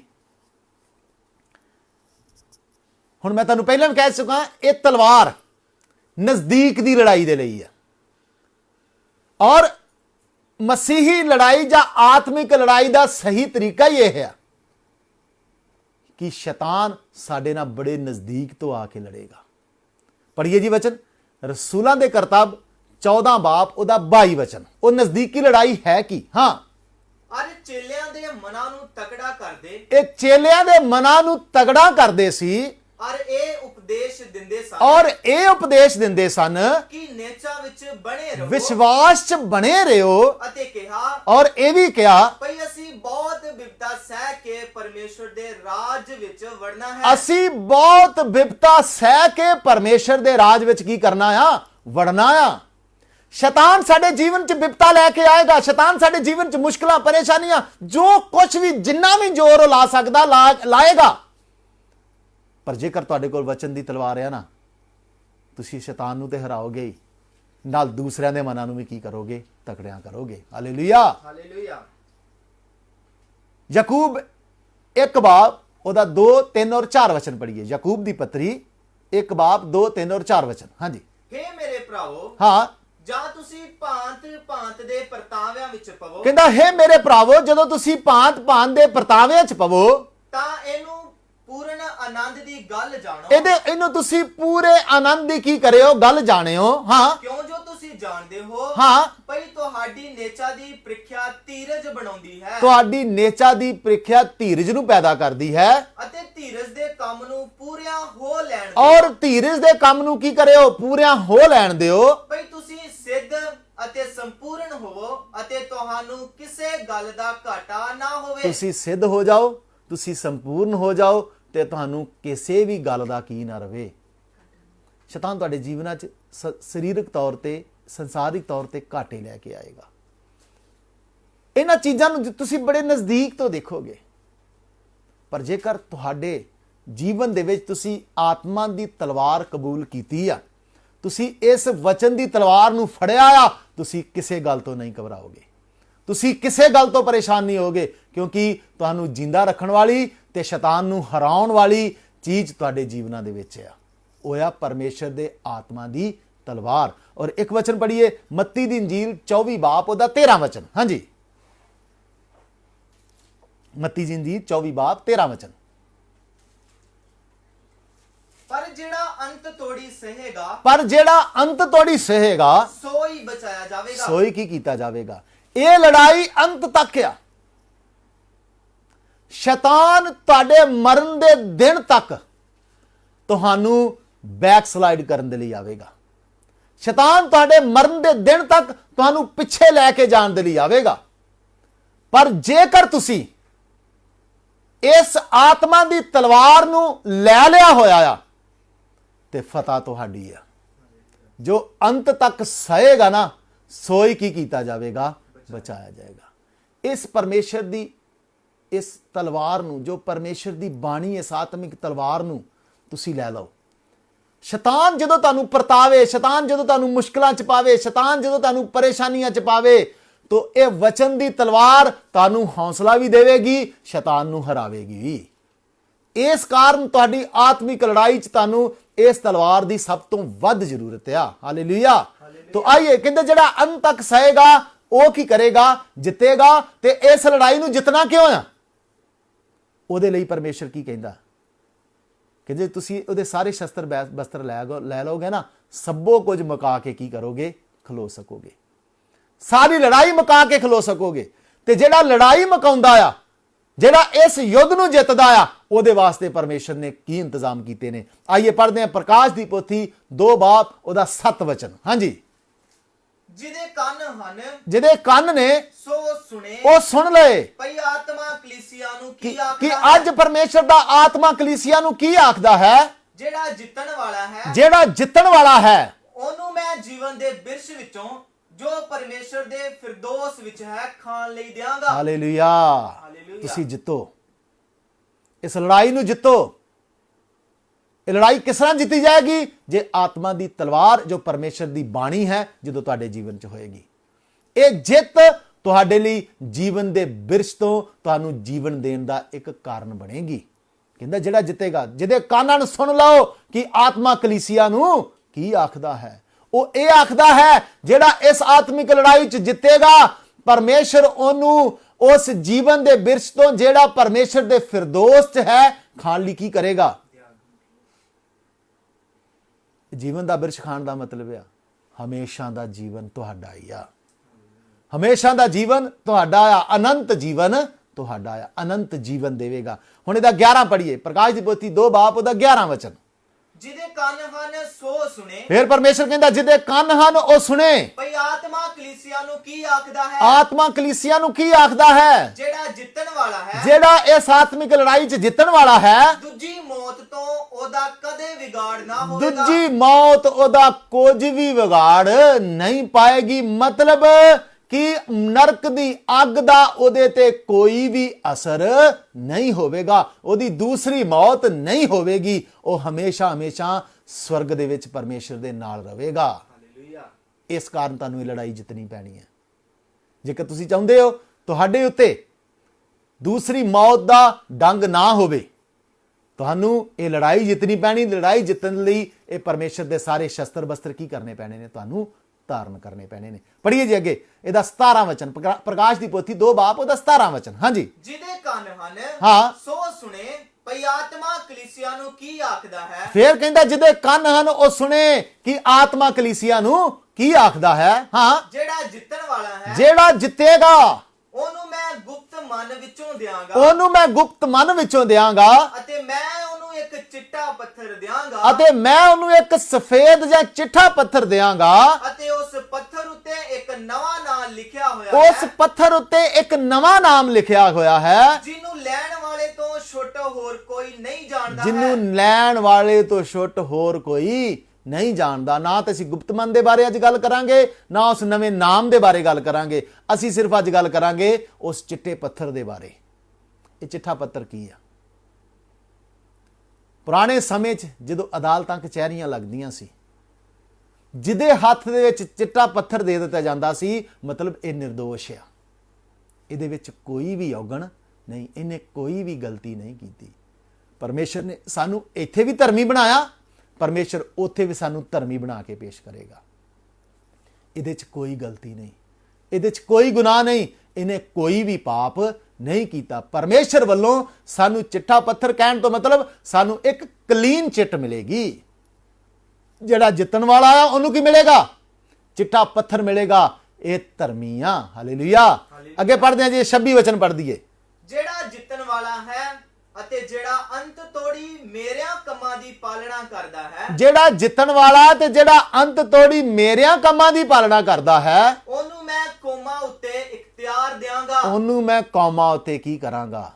ਇਖਤਿਆਰ ਦੇਵਾਂਗਾ। ਇਹ ਕੌਮਾਂ ਉੱਤੇ ਇਖਤਿਆਰ ਕਹਿਣ ਦਾ ਮਤਲਬ ਉਹ 1000 ਸਾਲ ਦਾ ਖਾਲਿਸਤਾਨ ਰਾਜ। ਉਸ ਖਾਲਿਸਤਾਨ ਰਾਜ ਦੇ ਵਿੱਚ ਅਸੀਂ ਪਰਮੇਸ਼ਰ ਦੇ ਨਾਲ ਆਵਾਂਗੇ ਤੇ ਇਹਨਾਂ ਕੌਮਾਂ ਤੇ ਕੀ ਕਰਾਂਗੇ? ਉਸ ਖਾਲਸ ਰਾਜ ਦੇ ਵਿੱਚ ਪਰਮੇਸ਼ਰ ਅਧਿਕਾਰ ਦੀ ਗੱਲ ਕਰ ਰਿਹਾ। ਤੂੰ ਜਿੱਤ, ਤੂੰ ਇਸ ਆਤਮਿਕ ਲੜਾਈ 'ਚ ਜਿੱਤ, ਤੈਨੂੰ ਉਸ ਖਾਲਿਸਤਾਨ ਰਾਜ ਦੇ ਵਿੱਚ ਜਿਹੜਾ 1000 ਸਾਲ ਦਾ ਰਾਜ ਆ ਪਰਮੇਸ਼ਰ ਹਾਕਮ ਬਣਾਏਗਾ ਇੱਥੇ। ਹਾਲੇਲੂਇਆ। ਕੌਮਾਂ ਉੱਤੇ ਕੀ ਦੇਵੇਗਾ? ਇਖਤਿਆਰ ਦੇਵੇਗਾ। ਪ੍ਰਕਾਸ਼ ਦੀ ਪੋਥੀ 3 ਬਾਪ ਉਹਦਾ 5 ਵਚਨ। ਜਿਹੜਾ ਜਿੱਤਣ ਵਾਲਾ ਹੈ, ਜਿਹੜਾ ਇਹ ਪੜੋ ਨਾ, ਜੇ ਆਤਮਾ ਉਹ ਜ਼ਰੂਰੀ ਆ। ਹਾਂ ਪੜੋ। ਜਿਹੜਾ ਜਿੱਤਣ ਵਾਲਾ ਹੈ, ਜਿਹੜਾ ਜਿੱਤਣ ਵਾਲਾ ਹੈ ਉਹਨੂੰ ਇਸੇ ਪ੍ਰਕਾਰ ਚਿੱਟੇ ਬਸਤਰ ਪਹਿਨਾਏ ਜਾਣਗੇ, ਉਹਨੂੰ ਇਸੇ ਪ੍ਰਕਾਰ ਚਿੱਟੇ ਬਸਤਰ ਪਹਿਨਾਏ ਜਾਣਗੇ, ਅਤੇ ਮੈਂ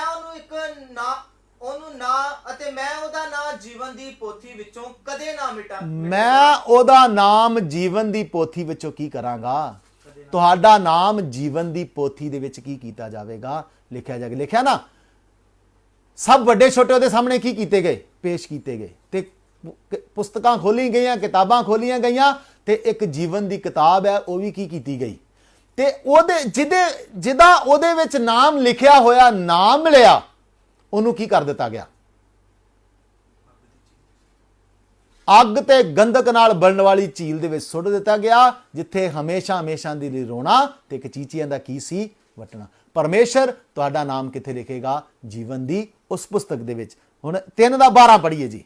ਜਿਹੜਾ ਜਿੱਤਣ ਵਾਲਾ ਹੈ, ਉਹਨੂੰ ਮੈਂ ਆਪਣੇ ਪਰਮੇਸ਼ਰ ਦੀ ਹੈਕਲ ਵਿੱਚ ਇੱਕ ਥੰਮ ਬਣਾਵਾਂਗਾ। ਜਿਹੜਾ ਜਿੱਤਣ ਵਾਲਾ ਹੈ ਉਹਨੂੰ ਮੈਂ ਆਪਣੇ ਪਰਮੇਸ਼ਰ ਦੀ ਹੈਕਲ ਵਿੱਚ ਕੀ ਕਰਾਂਗਾ? ਇੱਕ ਥੰਮ ਬਣਾਵਾਂਗਾ, ਅਤੇ ਉਹਨੂੰ ਫੇਰ ਕਦੇ ਬਾਹਰ ਨਾ ਜਾਵੇਗਾ। ਉਹ ਫੇਰ ਕਦੇ ਬਾਹਰ ਨਾ ਜਾਵੇਗਾ। ਮੈਂ ਆਪਣੇ ਪਰਮੇਸ਼ਰ ਦਾ ਨਾਮ ਅਤੇ ਆਪਣੇ ਪਰਮੇਸ਼ਰ ਦੀ ਨਗਰੀ ਨਵੀਂ ਯਰੂਸ਼ਲਮ ਦਾ ਨਾਂ, ਜਿਹੜੀ ਪਰਮੇਸ਼ਰ ਵੱਲੋਂ ਸਵਰਗ ਵਿੱਚੋਂ ਉਤਰਦੀ ਹੈ, ਅਤੇ ਆਪਣਾ ਨਵਾਂ ਨਾਮ ਉਸ ਉੱਤੇ ਲਿਖਾਂਗਾ। ਹੁਣ ਦੇਖੋ ਇਹਦੇ ਚ ਕੀ ਕੀ ਕਹਿ ਰਿਹਾ ਪਰਮੇਸ਼ਰ। ਕਿੱਡਾ ਵੱਡਾ ਵਾਅਦਾ ਆ। ਕਹਿੰਦਾ ਮੈਂ ਇਹਨੂੰ ਇੱਕ ਥੰਮ ਬਣਾਵਾਂਗਾ, ਮੈਂ ਆਪਣਾ ਵੀ ਨਾਮ ਲਿਖਾਂਗਾ, ਨਵੀਂ ਨਗਰੀ ਯਰੂਸ਼ਲਮ ਦਾ ਵੀ ਕੀ ਕਰਾਂਗਾ? ਉਹਦੇ ਤੇ ਨਾਮ ਲਿਖਣ ਦਾ ਮਤਲਬ ਉਹਨੂੰ ਉਹਦਾ ਅਧਿਕਾਰੀ ਬਣਾਵਾਂਗਾ। ਅਸੀਂ ਸਵਰਗੀ ਯਰੂਸ਼ਲਮ ਦੇ ਵਿੱਚ ਅਸੀਂ ਪਰਮੇਸ਼ਰ ਦੇ ਸਵਰਗ ਦੇ ਰਾਜ ਦੇ ਅਧਿਕਾਰੀ ਹੋਵਾਂਗੇ। ਪਰਮੇਸ਼ਰ ਸਾਨੂੰ ਕੀ ਬਣਾਵੇਗਾ? ਅਧਿਕਾਰੀ ਬਣਾਵੇਗਾ। ਹੁਣ ਪੜ੍ਹੀਏ ਇਹਦਾ 21 ਵਚਨ, ਪ੍ਰਕਾਸ਼ ਦੀ ਪੋਥੀ 3 ਬਾਪ ਉਹਦਾ 21 ਵਚਨ। ਹਾਂਜੀ। ਜਿਹੜਾ ਜਿੱਤਣ ਵਾਲਾ ਹੈ, ਹਾਂ, ਉਹਨੂੰ ਮੈਂ ਆਪਣੇ ਸਿੰਘਾਸਨ ਉੱਤੇ ਆਪਣੇ ਨਾਲ ਬਿਠਾਵਾਂਗਾ। ਹਾਲੇਲੂਇਆ। ਕਹਿੰਦਾ ਜਿਹੜਾ ਜਿੱਤੇਗਾ ਨਾ, ਉਹਨੂੰ ਮੈਂ ਸਿੰਘਾਸਨ ਉੱਤੇ ਕੀ ਕਰਾਂਗਾ? ਆਪਣੇ ਨਾਲ ਬਿਠਾਵਾਂਗਾ। ਹਾਂ, ਜਿਸ ਪ੍ਰਕਾਰ ਮੈਂ ਵੀ ਜਿੱਤਿਆ, ਜਿਸ ਪ੍ਰਕਾਰ ਮੈਂ ਵੀ ਜਿੱਤਿਆ ਅਤੇ ਆਪਣੇ ਪਿਤਾ ਦੇ ਨਾਲ ਉਹਦੇ ਸਿੰਘਾਸਨ ਉੱਤੇ ਬੈਠਾ। ਹਾਲੇਲੂਇਆ। ਅਸੀਂ ਦੇਖਿਆ ਨਾ ਸ਼ੈਤਾਨ ਦਾ ਔਰ ਪ੍ਰਭੂ ਯਿਸੂ ਮਸੀਹ ਦਾ ਉਹ ਆਤਮਿਕ ਲੜਾਈ ਦਾ ਦ੍ਰਿਸ਼। ਕਹਿੰਦਾ ਜਿਸ ਤਰ੍ਹਾਂ ਮੈਂ ਜਿੱਤਿਆ ਸੀ ਨਾ, ਤੇ ਮੈਂ ਜਿੱਤਿਆ, ਮੇਰੇ ਪਿਤਾ ਨੇ ਮੈਨੂੰ ਕਿੱਥੇ ਬਿਠਾਇਆ? ਸਿੰਘਾਸਨ ਉੱਤੇ ਆਪਣੇ ਨਾਲ। ਤੁਸੀਂ ਜਿੱਤੋਗੇ, ਤੁਹਾਨੂੰ ਵੀ ਮੈਂ ਸਿੰਘਾਸਨ ਉੱਤੇ ਕੀ ਕਰਾਂਗਾ? ਆਪਣੇ ਨਾਲ ਬਿਠਾਵਾਂਗਾ। ਹਾਲੇਲੂਇਆ। ਇਹ ਆਤਮਿਕ ਜਿੱਤ ਕਿੰਨੀ ਮਾਇਨੇ ਰੱਖਦੀ ਆ, ਇਹ ਤੁਸੀਂ ਇਹਨਾਂ ਵਚਨਾਂ ਨਾਲ ਜਾਣ ਗਏ ਹੋਵੋਗੇ। ਕਹਿੰਦਾ ਜਿਹੜਾ ਜਿੱਤਣ ਵਾਲਾ ਆ ਉਹਨੂੰ ਜੀਵਨ ਦੇ ਬਿਰਛ ਤੋਂ ਮੈਂ ਦਵਾਂਗਾ। ਜਿਹੜਾ ਜਿੱਤੇਗਾ ਉਹਦੇ ਉੱਤੇ ਦੂਸਰੀ ਮੌਤ ਦਾ ਕੋਈ ਵੀ ਅਸਰ ਨਹੀਂ ਹੋਵੇਗਾ। ਜਿਹੜਾ ਜਿੱਤੇਗਾ ਉਹਨੂੰ ਚਿੱਠਾ ਪੱਥਰ ਮਿਲੇਗਾ। ਜਿਹੜਾ ਜਿੱਤੇਗਾ ਉਹਨੂੰ ਕੌਮਾਂ ਤੇ ਇਖਤਿਆਰ ਦੇਵਾਂਗਾ। ਜਿਹੜਾ ਜਿੱਤੇਗਾ ਉਹਦਾ ਨਾਮ ਜੀਵਨ ਦੀ ਪੋਥੀ 'ਚ ਲਿਖਿਆ ਜਾਏਗਾ, ਕਦੀ ਕੱਟਿਆ ਨਹੀਂ ਜਾਏਗਾ। ਜਿਹੜਾ ਜਿੱਤੇਗਾ ਉਹਨੂੰ ਇੱਕ ਥੰਮ ਬਣਾਵਾਂਗਾ ਆਪਣਾ, ਔਰ ਨਵੀਂ ਨਗਰੀ ਯਰੂਸ਼ਲਮ ਦਾ ਨਾਮ ਕੀ ਕਰਾਂਗਾ? ਉਹਦੇ ਤੇ ਲਿਖਾਂਗਾ। ਜਿਹੜਾ ਜਿੱਤੇਗਾ ਮੈਂ ਉਹਨੂੰ ਸਿੰਘਾਸਨ ਤੇ ਕੀ ਕਰਾਂਗਾ? ਆਪਣੇ ਨਾਲ ਬਿਠਾਵਾਂਗਾ। ਇਹ ਆ ਜਿੱਤਣ ਦੇ ਇਨਾਮ। ਇਹ ਤਾਂ ਹੀ ਪ੍ਰਾਪਤ ਕਰ ਸਕਾਂਗੇ ਜਦੋਂ ਅਸੀਂ ਉਹਦੀ ਆਤਮਾ ਦੀ ਤਲਵਾਰ ਨੂੰ ਕੀ ਕਰਾਂਗੇ? ਲਵਾਂਗੇ। ਤੇ ਇਹ ਆਤਮਾ ਦੀ ਤਲਵਾਰ ਨੂੰ ਸ਼ੈਤਾਨ ਦੇ ਉੱਤੇ ਇਸਤੇਮਾਲ ਕਰਕੇ, ਇਸ ਆਤਮਾ ਦੀ ਤਲਵਾਰ ਦੇ ਨਾਲ ਸਾਰੇ ਵਿਚਾਰ, ਸਾਰੇ ਵਹਿਮ, ਸਾਰੇ ਭਰਮ ਤੇ ਹਰ ਇੱਕ ਉੱਚੀ ਗੱਲ ਜਿਹੜੀ ਪਰਮੇਸ਼ਰ ਦੀ ਗਿਆਨ ਦੀ ਉਤਮਤਾਈ ਤੋਂ ਸਾਡੇ ਜੀਵਨ 'ਚ ਵੱਧ ਸਿਰ ਚੁੱਕਦੀ ਆ, ਉਹਨੂੰ ਕੱਟਾਂਗੇ। ਸ਼ੈਤਾਨ ਦਾ ਇਹਦੇ ਨਾਲ ਸਾਹਮਣਾ ਕਰਾਂਗੇ ਔਰ ਅੰਤ ਦੇ ਦਿਨ ਤੱਕ ਸਵਾਂਗੇ, ਅੰਤ ਦੇ ਦਿਨ ਤੱਕ ਲੜਦੇ ਰਵਾਂਗੇ। ਤਦ ਹੀ ਅਸੀਂ ਇਹਨਾਂ ਆਸ਼ੀਸ਼ਾਂ ਦਾ ਜਾਂ ਇਹ ਜੋ ਵਾਅਦੇ ਪਰਮੇਸ਼ਰ ਨੇ ਕੀਤੇ, ਜਿਹੜੇ ਜਿੱਤਣ ਵਾਲੇ ਨੇ, ਇਸ ਵਾਅਦਿਆਂ ਨੂੰ ਅਸੀਂ ਪ੍ਰਾਪਤ ਕਰਾਂਗੇ। ਪੌਲੁਸ ਕੀ ਕਹਿੰਦਾ? ਮੈਂ ਅੱਛੀ ਲੜਾਈ ਕੀ ਕਰ ਚੁੱਕਾ ਹਾਂ? ਲੜ ਚੁੱਕਾ। ਜੇ ਤੁਸੀਂ ਅੱਛੀ ਲੜਾਈ ਲੜਨਾ ਚਾਹੁੰਦੇ ਹੋ, ਤੁਹਾਡੇ ਹੱਥ ਵਿੱਚ ਆਤਮਾ ਦੀ ਤਲਵਾਰ ਦਾ ਹੋਣਾ ਜ਼ਰੂਰੀ ਆ। ਸ਼ੈਤਾਨ ਨੇ ਵਿਸ਼ਾ ਹੀ ਸਾਡਾ ਆਦਮ ਦੇ ਪਾਪ ਕਰਨ ਦੇ ਕਾਰਨ ਮਨੁੱਖ ਜਾਤੀ ਨੂੰ ਹੋਏ ਨੁਕਸਾਨ। ਸ਼ੈਤਾਨ ਨੇ ਤੁਹਾਨੂੰ ਆਦਮ ਦੇ ਸਮੇਂ ਅਦਨ ਦੇ ਬਾਗ ਦੇ ਵਿੱਚ ਐਸਾ ਨੁਕਸਾਨ ਪਹੁੰਚਾਇਆ पर परमेश्वर ने हुण ये इंतजाम किया आ, शैतान तेरा सामना करन दे लई मैं ऐसे जलाली वस्त्र अपने लोगों को पहनावांगा। हुण उन्हां दे हत्थ दे विच मैं वचन दी तलवार देवांगा। ये तलवार दे नाल जदों तेरा सामना करनगे ना, जिस तरह तू मेरे अगों दौड़िया सा, तू इन्हां दे अगों भी की करेगा, दौड़ेगा। जिस तरह तेनू मैं हराया सी, उस तरह तेनू ये भी की करनगे, हराउणगे। यशायाह नबी दी किताब 46 दा 11 पढ़ के असीं समाप्त करांगे। पढ़िए जी। मैं शिकारी पंछी नू पूर्वों अपनी सलाह दे मनुख नू दूर देश तो सददा हाँ। हाँ हाँ मैं बोलिया सो मैं निभावांगा। कहंदा जो कुछ मैं क्या ना, जो मैं वादा कीता आ वो मैं पूरा करांगा। हाँ मैं ठाणिया है, जो मैं ठाणिया है सो मैं पूरा करांगा। जो मैं पूरा करांगा, जो मैं बोलिया और निभावांगा, जो मैं ठाणिया की करांगा, पूरा करांगा। परमेश्वर अपने वादियां दा की आ पक्का। कहंदा लड़ाई च जितो, ये लड़ाई दे हथियार भी मैं तुहानू देंगा। जितन वालियां नू चिट्टा पत्थर देंगा, जितन वालियां नू जीवन दे बिरछ तो देंगा, जितन वालियां दा दूसरी मौत को बिगाड़ नहीं करेगी, जितन वालियां नू कौमां ते इख्तियार देंगा, जितन वालियां दा नाम जीवन दी पोथी च लिखांगा, जितन वालियां नू एक परमानेंट थंब बनावांगा ते जितन वालियां नू सिंहासन ते की करांगा, अपने नाल बिठावांगा। इस करके मेरे प्यारिओ उठो, अपनी तलवारां नू लवो, अपनी तलवारां कस्सो, ये वचन दी तलवार हथ च पड़ो। लड़ाई च जित तुहाडी ही आ, ये लड़ाई तुहाडी आ। तां ते प्रभु यीशु मसीह अपने वचनां च कहंदा ओ सानू फतह दे उत्सव विच की करदा आ, लई फिरदा आ। मेरे प्यारिओ इस तलवार दा तुहाडे हत्थ च होना जरूरी आ। इस आत्मा दी तलवार नू फड़ो, शैतान नू शैतान दा मुंह तोड़ जवाब दो। हालेलुया। आइए थोड़ी देर प्रार्थना करांगे। धन्यवाद हो, धन्यवाद, धन्यवाद, धन्यवाद। सर्वशक्तिमान पिता परमेश्वर तेरा धन्यवाद हो। हालेलुया। तो आइए असीं सब एक गीत गावांगे मिलके। गीत की किताब विचों गीत नंबर 190, यीशु का योद्धा बनने को उसकी सेना में शामिल हुआ मैं। यीशु का योद्धा बनने को उसकी सेना में शामिल हुआ मैं। ऊंची बुलाहट सुनकर मैं निकल पड़ा उसकी सामत से। ऊंची बुलाहट सुनकर मैं निकल पड़ा उसकी सामर्थ से। आत्मिक जंग लड़ूंगा मैं मेरे यीशु के नाम में। आत्मिक जंग लड़ूंगा मैं मेरे यीशु के नाम में। पाऊंगा उसके राज्य में अपने नाम को हो पाऊंगा। हालेलुया। अपने नाम को यीशु का योद्धा बनने को उसकी सेना में शामिल हुआ मैं। यीशु का योद्धा बनने को उसकी सेना में शामिल हुआ मैं। ऊंची बुलाहट सुनकर मैं निकल पड़ा उसकी सामर्थ से। ऊंची बुलाहट सुनकर मैं निकल पड़ा।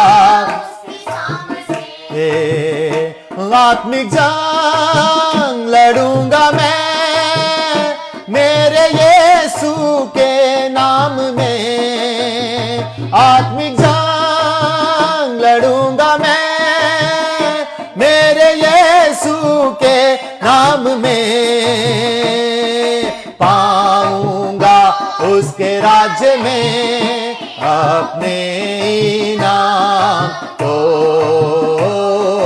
पाऊंगा उसके राज्य में अपने नाम को।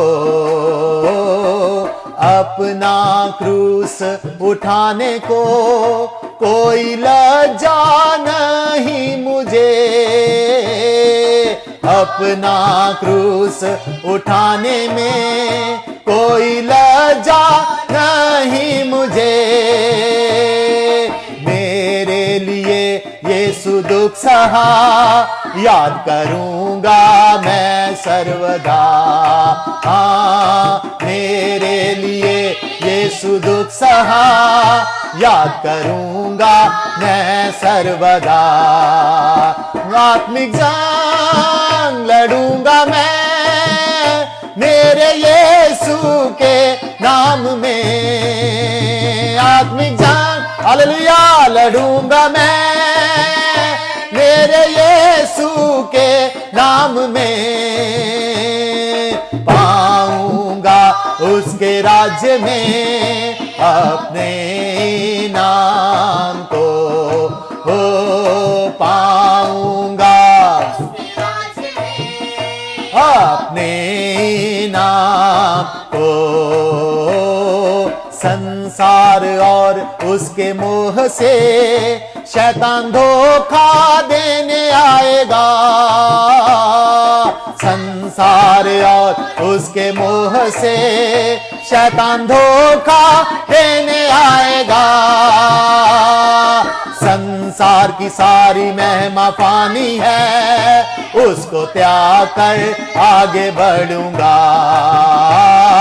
संसार की सारी महिमा पानी है, उसको त्याग कर आगे बढ़ूंगा।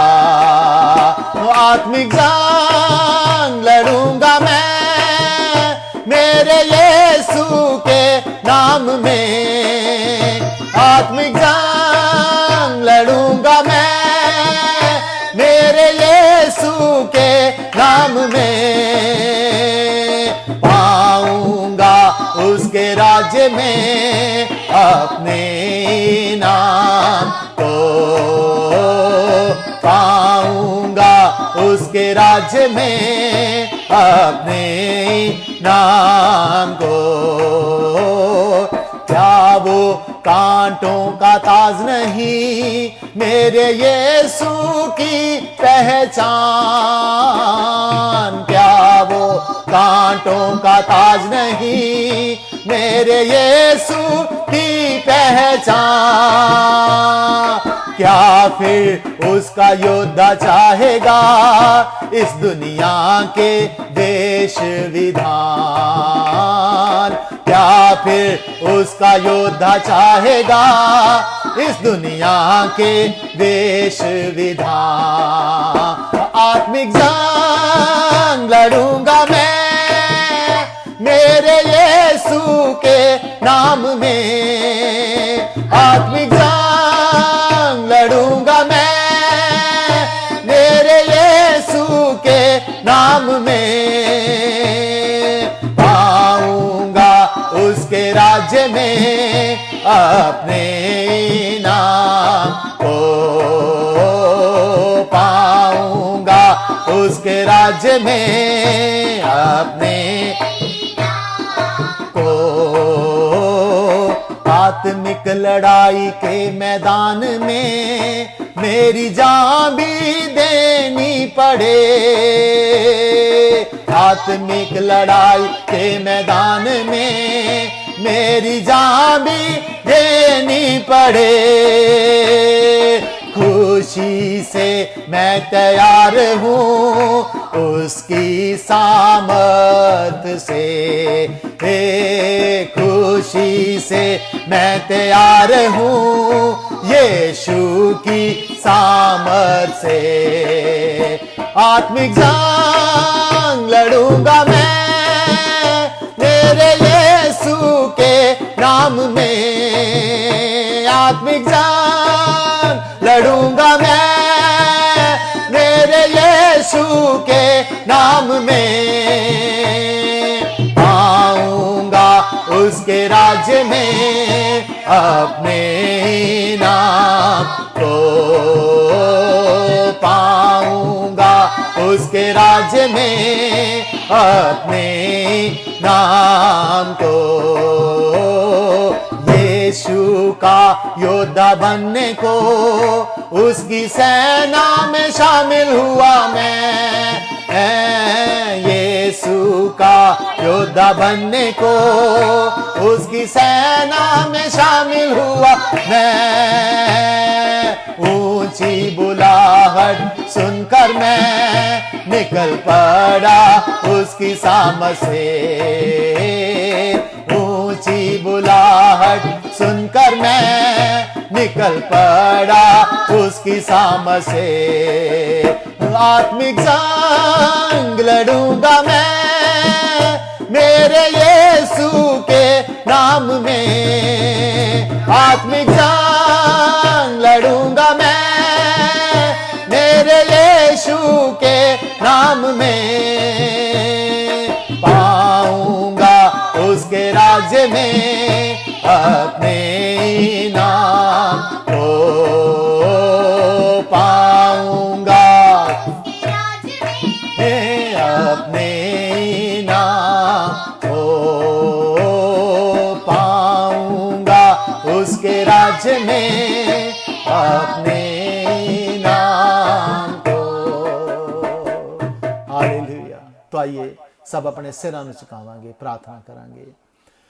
ਸਰਵਸ਼ਕਤੀਮਾਨ ਦਿਆਲੂ ਪਿਤਾ, ਅਸੀਂ ਤੁਹਾਡੇ ਧੰਨਵਾਦੀ ਹਾਂ ਅੱਜ ਦੇ ਸੁੰਦਰ ਸਮੇਂ ਦੇ ਲਈ ਕਿ ਇੱਕ ਵਾਰੀ ਫੇਰ ਤੂੰ ਸਾਨੂੰ ਆਪਣੇ ਕਦਮਾਂ 'ਚ ਇਕੱਠਿਆਂ ਕੀਤਾ। ਪਿਤਾ, ਅੱਜ ਆਪਣੇ ਵਚਨਾਂ ਦੀ ਗਹਿਰਾਈਆਂ ਤੋਂ ਸਾਨੂੰ ਜਾਣੂ ਕਰਾਇਆ ਕਿ ਇਹ ਆਤਮਾ ਦੀ ਤਲਵਾਰ ਦਾ ਸਾਡੇ ਜੀਵਨ 'ਚ ਹੋਣਾ ਕਿਉਂ ਜ਼ਰੂਰੀ ਆ, ਕਿਉਂਕਿ ਇਹਦੇ ਤੋਂ ਬਿਨਾਂ ਅਸੀਂ ਸ਼ੈਤਾਨ ਨੂੰ ਹਰਾ ਨਹੀਂ ਸਕਦੇ। ਵਿਸ਼ਵਾਸ ਦੀ ਢਾਲ ਦੇ ਨਾਲ ਅਸੀਂ ਸ਼ੈਤਾਨ ਦੇ ਹਮਲਿਆਂ ਤੋਂ ਬਚ ਸਕਦੇ ਹਾਂ, ਪਰ ਵਿਸ਼ਵਾਸ ਦੀ ਢਾਲ ਦੇ ਨਾਲ ਅਸੀਂ ਸ਼ੈਤਾਨ ਤੇ ਵਚਨ ਦੀ ਤਲਵਾਰ ਦੇ ਨਾਲ ਅਸੀਂ ਸ਼ੈਤਾਨ ਤੇ ਹਮਲਾ ਕਰ ਸਕਦੇ। ਪਿਤਾ, ਇਹ ਸ਼ਸਤਰ ਤੂੰ ਸਾਨੂੰ ਬਖਸ਼ਿਆ ਆ, ਇਹ ਆ ਤੇਰਾ ਵਚਨ। ਜਦੋਂ ਤੇਰਾ ਜਿੰਦਾ ਵਚਨ ਸਾਡੇ ਜੀਵਨਾਂ 'ਚ ਰਹੇਗਾ, ਜਦੋਂ ਇਹਨੂੰ ਅਸੀਂ ਸਿੱਖਦੇ ਰਵਾਂਗੇ, ਇਹਦੇ ਤੇ ਮਨਨ ਕਰਦੇ ਰਵਾਂਗੇ, ਪਿਤਾ, ਲੋੜ ਪੈਣ ਤੇ ਇਹ ਵਚਨ ਇੱਕ ਤਲਵਾਰ ਦਾ ਰੂਪ ਲੈ ਕੇ ਸ਼ੈਤਾਨ ਦੇ ਵਿਰੁੱਧ ਕੰਮ ਕਰੇਗਾ ਪਿਤਾ। ਔਰ ਸ਼ੈਤਾਨ ਇਸੇ ਤੋਂ ਹੀ ਡਰਦਾ ਆ, ਸ਼ੈਤਾਨ ਇਸੇ ਦੇ ਦੁਆਰਾ ਹੀ ਹਾਰਦਾ ਵਾ। ਪਿਤਾ, ਤੂੰ ਮਦਦ ਕਰ, ਇਹ ਤੇਰੇ ਆਤਮਿਕ ਯੋਧਿਆਂ ਦੇ ਹੱਥ ਦੇ ਵਿੱਚ, ਇਹਨਾਂ ਦੇ ਜੀਵਨਾਂ ਦੇ ਵਿੱਚ ਤੇਰੇ ਵਚਨ ਦੀ ਤਲਵਾਰ ਆ ਜਾਵੇ, ਜਿਹਦੇ ਨਾਲ ਇਹ ਜਿੱਤ ਕੇ ਇੱਕ ਫਤਿਹਮੰਦ ਜੀਵਨ ਪਾਉਣ ਔਰ ਤੇਰੇ ਰਾਜ ਦੇ ਵਿੱਚ ਉਹ ਜੋ ਇਨਾਮ ਤੂੰ ਅੱਜ ਦੱਸੇ ਨੇ ਉਸ ਇਨਾਮ ਨੂੰ ਪਾਉਣ। ਇੱਥੇ ਬੈਠ ਕੇ ਸੁਣਨ ਵਾਲਿਆਂ ਨੂੰ ਵੀ, ਮੋਬਾਈਲ ਦੇ ਦੁਆਰਾ ਜਿੰਨਾ ਹੁਣ ਸੁਣਿਆ, ਜੋ ਬਾਅਦ ਸੁਣਨਗੇ, ਉਹਨਾਂ ਨੂੰ ਵੀ ਮੈਂ ਤੇਰੇ ਜ਼ੋਰਾਵਰ ਹੱਥਾਂ ਸੌਂਦਾ ਪਿਤਾ। ਸਭਨਾਂ ਤੇ ਤੇਰਾ ਵੱਡਾ ਫਜ਼ਲ, ਤੇਰੀ ਵੱਡੀ ਕਿਰਪਾ ਬਣੀ ਰਵੇ। ਧੰਨਵਾਦੀ ਹਾਂ, ਸਾਡੀ ਪ੍ਰਾਰਥਨਾ ਨੂੰ ਸੁਣਿਆ ਯਿਸੂ ਮਸੀਹ ਦੇ ਨਾਮ 'ਚ ਮੰਗਦੇ ਹਾਂ, ਆਮੀਨ। ਹਾਲੇਲੂਇਆ। ਸਭ ਨੂੰ ਜੈ ਮਸੀਹ ਦੀ। ਐਤਵਾਰ ਫਿਰ ਠੀਕ 11 ਵਜੇ ਅਸੀਂ ਪਰਮੇਸ਼ਰ ਦੇ ਵਚਨਾਂ ਨੂੰ ਲੈ ਕੇ ਲਾਈਵ ਹੋਵਾਂਗੇ। ਤਦ ਤੱਕ ਤੇਰੀ ਪਰਮੇਸ਼ਰ ਤੁਹਾਨੂੰ ਸਾਰਿਆਂ ਨੂੰ ਸੰਭਾਲੇ, ਸਭਨਾਂ ਦੀ ਮਦਦ ਕਰੇ ਔਰ ਇਸ ਆਤਮਿਕ ਲੜਾਈ ਦੇ ਵਿੱਚ ਯਾਦ ਰੱਖੀਏ ਪਰਮੇਸ਼ਰ ਦੇ ਵਚਨਾਂ ਦੀ ਤਲਵਾਰ ਹੋਣਾ ਬਹੁਤ ਹੀ ਜ਼ਰੂਰੀ ਆ। ਪ੍ਰਭੂ ਤੁਹਾਨੂੰ ਸਾਰਿਆਂ ਨੂੰ ਆਸ਼ੀਸ਼ ਦੇਵੇ।